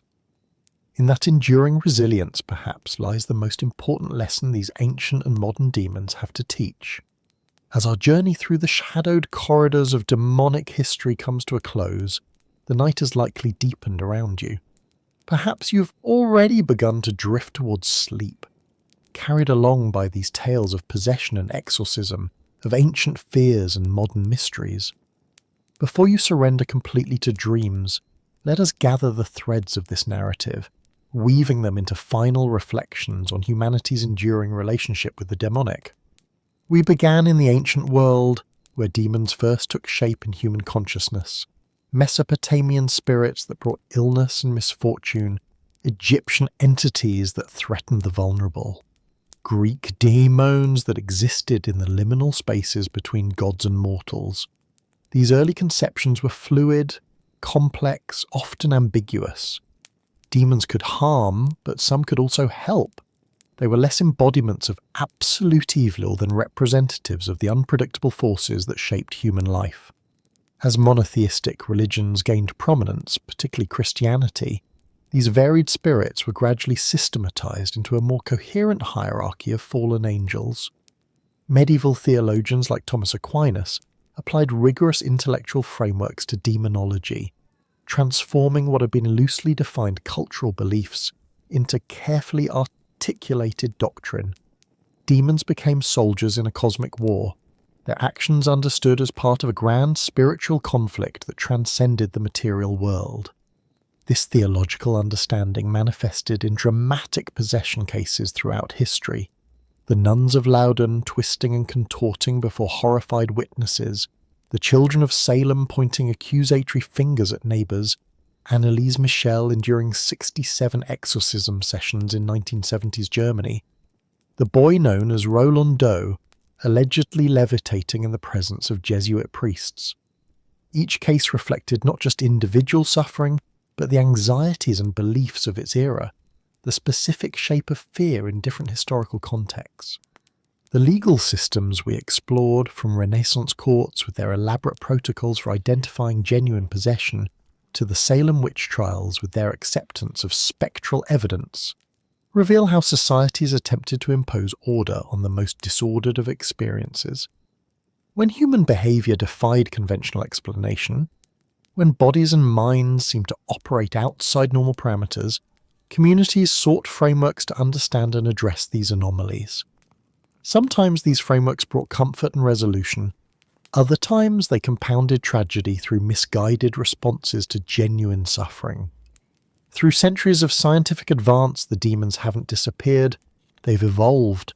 From the medieval demon with cloven hooves, the extraterrestrial influence of modern possession accounts, from ancient curses to government mind control conspiracies, the essential experience remains remarkably consistent. The sense of being influenced or controlled by something beyond oneself, something that feels fundamentally alien to one's true nature. As you lie there in the darkness, this persistence of demonic narratives across time and culture raises profound questions. What does it tell us about human consciousness that so many diverse societies have independently developed frameworks for understanding certain types of experiences as possession? Is there something universal in human neurology that generates these experiences? Or do these narratives persist because they address fundamental aspects of human existence that more materialist explanations fail to fully encompass? Perhaps demons, whether understood as literal entities or psychological metaphors, serve essential functions in human understanding. They provide external form to internal struggles, allowing us to conceptualize and confront aspects of experience that might otherwise remain formless and therefore more frightening. They offer narrative structure to suffering that might otherwise seem random and meaningless. They create space for the inexplicable in worldviews that attempt to explain everything. The modern medical understanding of conditions once attributed to demonic influence represents not so much a refutation of these earlier beliefs as a translation into different conceptual language. The person diagnosed with dissociative identity disorder today and the possessed nun of medieval Europe may be experiencing remarkably similar phenomena, interpreted through different cultural lenses. Both frameworks attempt to make sense of the profound mystery of human consciousness when it operates outside expected parameters. What's particularly striking is how contemporary science, despite its extraordinary advances in understanding the brain, still encounters boundaries beyond which mystery persists. Consciousness itself, how matter generates subjective experience, remains what philosopher David Chalmers calls the hard problem, resistant to complete scientific explanation. In these border territories where current understanding reaches its limits, space remains for multiple interpretive frameworks, including those that incorporate spiritual dimensions. The Catholic Church, which maintains one of the longest continuous traditions of engaging with possession phenomena, has adapted to incorporate scientific understanding while maintaining belief in genuine spiritual influence. Today's Catholic exorcist works alongside psychiatrists and neurologists, recognizing that many symptoms once attributed automatically to demons now have well-established medical explanations.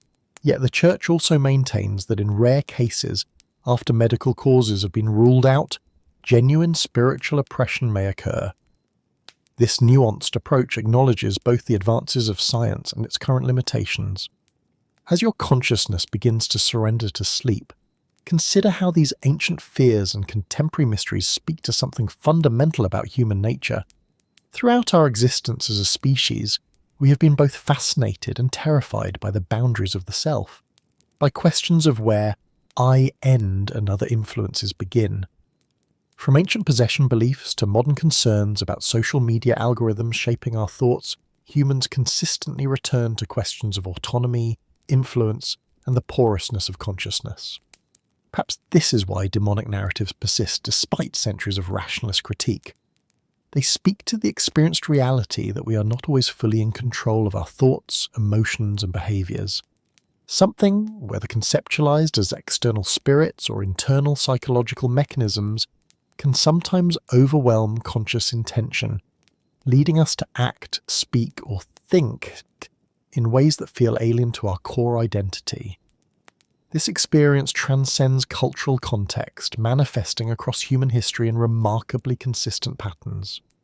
And yet, alongside these narratives of possession run parallel stories of liberation, exorcism rituals that restore harmony, medical interventions that alleviate suffering, psychological approaches that integrate fragmented aspects of self.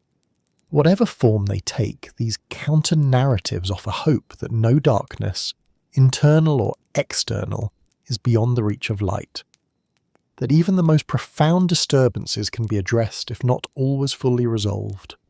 As the night deepens and these tales settle in your mind, remember that throughout history our greatest fears have often worn the face of demons.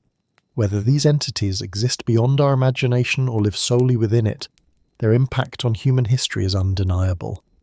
They have shaped legal systems, religious practices, medical understanding, and cultural narratives. They have been blamed for tragedy and credited with revelation. They have served as explanations for the inexplicable and manifestations of the unacknowledged.